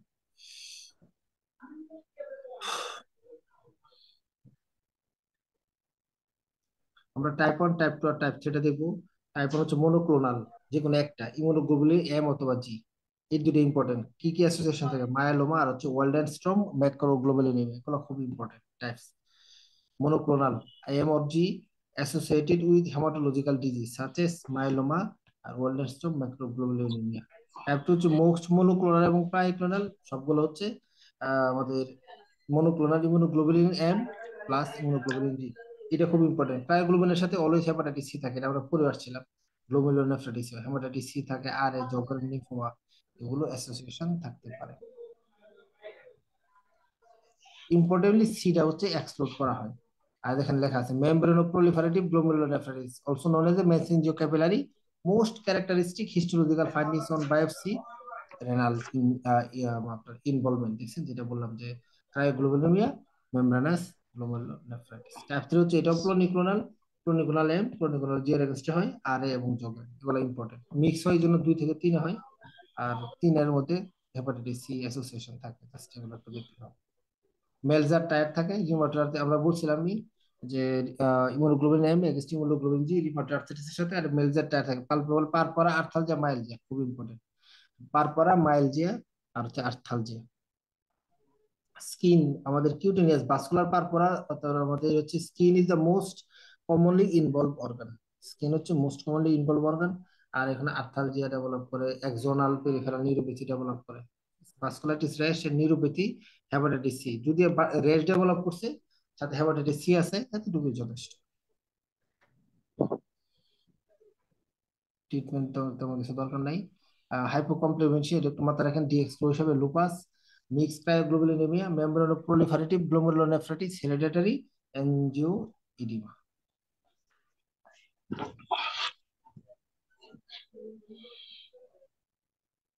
ডেকটালাইটিস, আমরা ডেকলাইটিস পড়ছি এটা মেইনলি, যে ডেকলাইটিস হচ্ছে ডিজিটাল ইনফ্লামেশন আর কি। ডিজিটাল ইনফ্লামেশন থাকলে এখানে যদি লাল থাকে, এখানে লাল থাকে, এখানে লাল, তাই ভাই সসের শেপের মতো হবে না, এটা সস, হ্যাঁ, সসের মতো হবে। যশস্বী। ঠিক আছে, এবং এটা ইম্পর্টেন্ট যে ওই যে বললাম, তখন এই পেইনফুল ডেভেলপ করে, জয়েন্ট মোবিলিটি কমে যাবে, রেস্ট্রিক্টেড মুভমেন্ট হবে, খাইতে রুচি টুচি হবে না। ঠিক আছে, অনেক কিছু ডেভেলপ করতে পারে। স্পন্ডালোআর্থাইটিস, ডেকলাইটিস হচ্ছে কোন কোন কারণে হতে পারে, আমরা একটা জিনিস পড়ছিলাম সোরাটিক আর্থাইটিস, সাথে রিয়েক্টিভ আর্থাইটিসও হতে পারে, সিকল সেল ডিজিজ, বাকি কিছু দেখবেন। ঠিক আছে, এই যে ডেকটালাইটিস। ডি কোয়ারবান টেনোসাইনোভাইটিস, এটা খুব ইম্পর্টেন্ট। De Quervain tenosynovitis. আচ্ছা, ডি কোয়ারবান থাইরয়েডাইটিস মানে কি ভাই? ইকুইভ্যালেন্স থাইরয়েডাইটিস হচ্ছে ওই যে একটা ইনফেকশনের পরে পেইনফুল থাইরয়েড কন্ডিশন। হ্যাঁ, পেইনফুল থাইরয়েড, ঠিক আছে। মানে পেইনফুল আর কি, সাবএকিউট, তাই না? সাবএকিউট থাইরয়েডাইটিস যেটা, এটাই ডি কোয়ারবান টেনোসাইনোভাইটিস। ওকে, এটা কাদের হয় মেইনলি? এটা মেইনলি হয় হচ্ছে যারা এটা টাকা হবে কম ওই যে ফিমেল যারা কাজ করে, ওই যে হাতের কিছু কাজ টাজ করে। কাজ করে না, মেইনলি যারা টাকা, অপারেশন। এটা হয় মেইনলি হচ্ছে থাম আর ইন্ডেক্স ফিঙ্গার। আমরা টাকা গুনি সবচেয়ে বেশি কি থাম আর ইন্ডেক্স ফিঙ্গারে না? হ্যাঁ। এই জন্য এটা হচ্ছে আপনার যেটা ডেভেলপ করে হচ্ছে আপনার হচ্ছে বললাম যে যারা টাকা গনে তাদের আর কি, ব্যাংকারদের এটা হতে পারে বেশি। এটা হচ্ছে occupational or evocational repeated movement of thumb associated RS, D. Corbin tenosynovitis চিলড্রেনদের হবে, এবং হচ্ছে আর তেমন কিছু নাই। Then pain is the radial side of the wrist, অবশ্যই রেডিয়াল সাইডে হবে, টেন্ডারেস থাকবে। আর তারপর ফিঙ্কেল স্টেন পজিটিভ। ফিঙ্কেল স্টেন হচ্ছে সুন্দর একটা ইউটিউবে দেখে নেবেন, আমার হাত দেখা যায় ভাই, হ্যাঁ এভাবে হাতটা রাখবেন সোজা করে, পর আছে না এই জয়েন্টটা আল্লাহর দিকে পুরো মুভ করার জন্য, এই যে আল্লাহর দিকে এভাবে, আল্লাহর দিকে যখন করবেন তখন এখানে যে মাসেল গুলো থাকে মাসেলে খুব সিভিয়ার পেন হয়। ঠিক আছে, এই ফিঙ্কেল স্টেন টেস্ট পজিটিভ।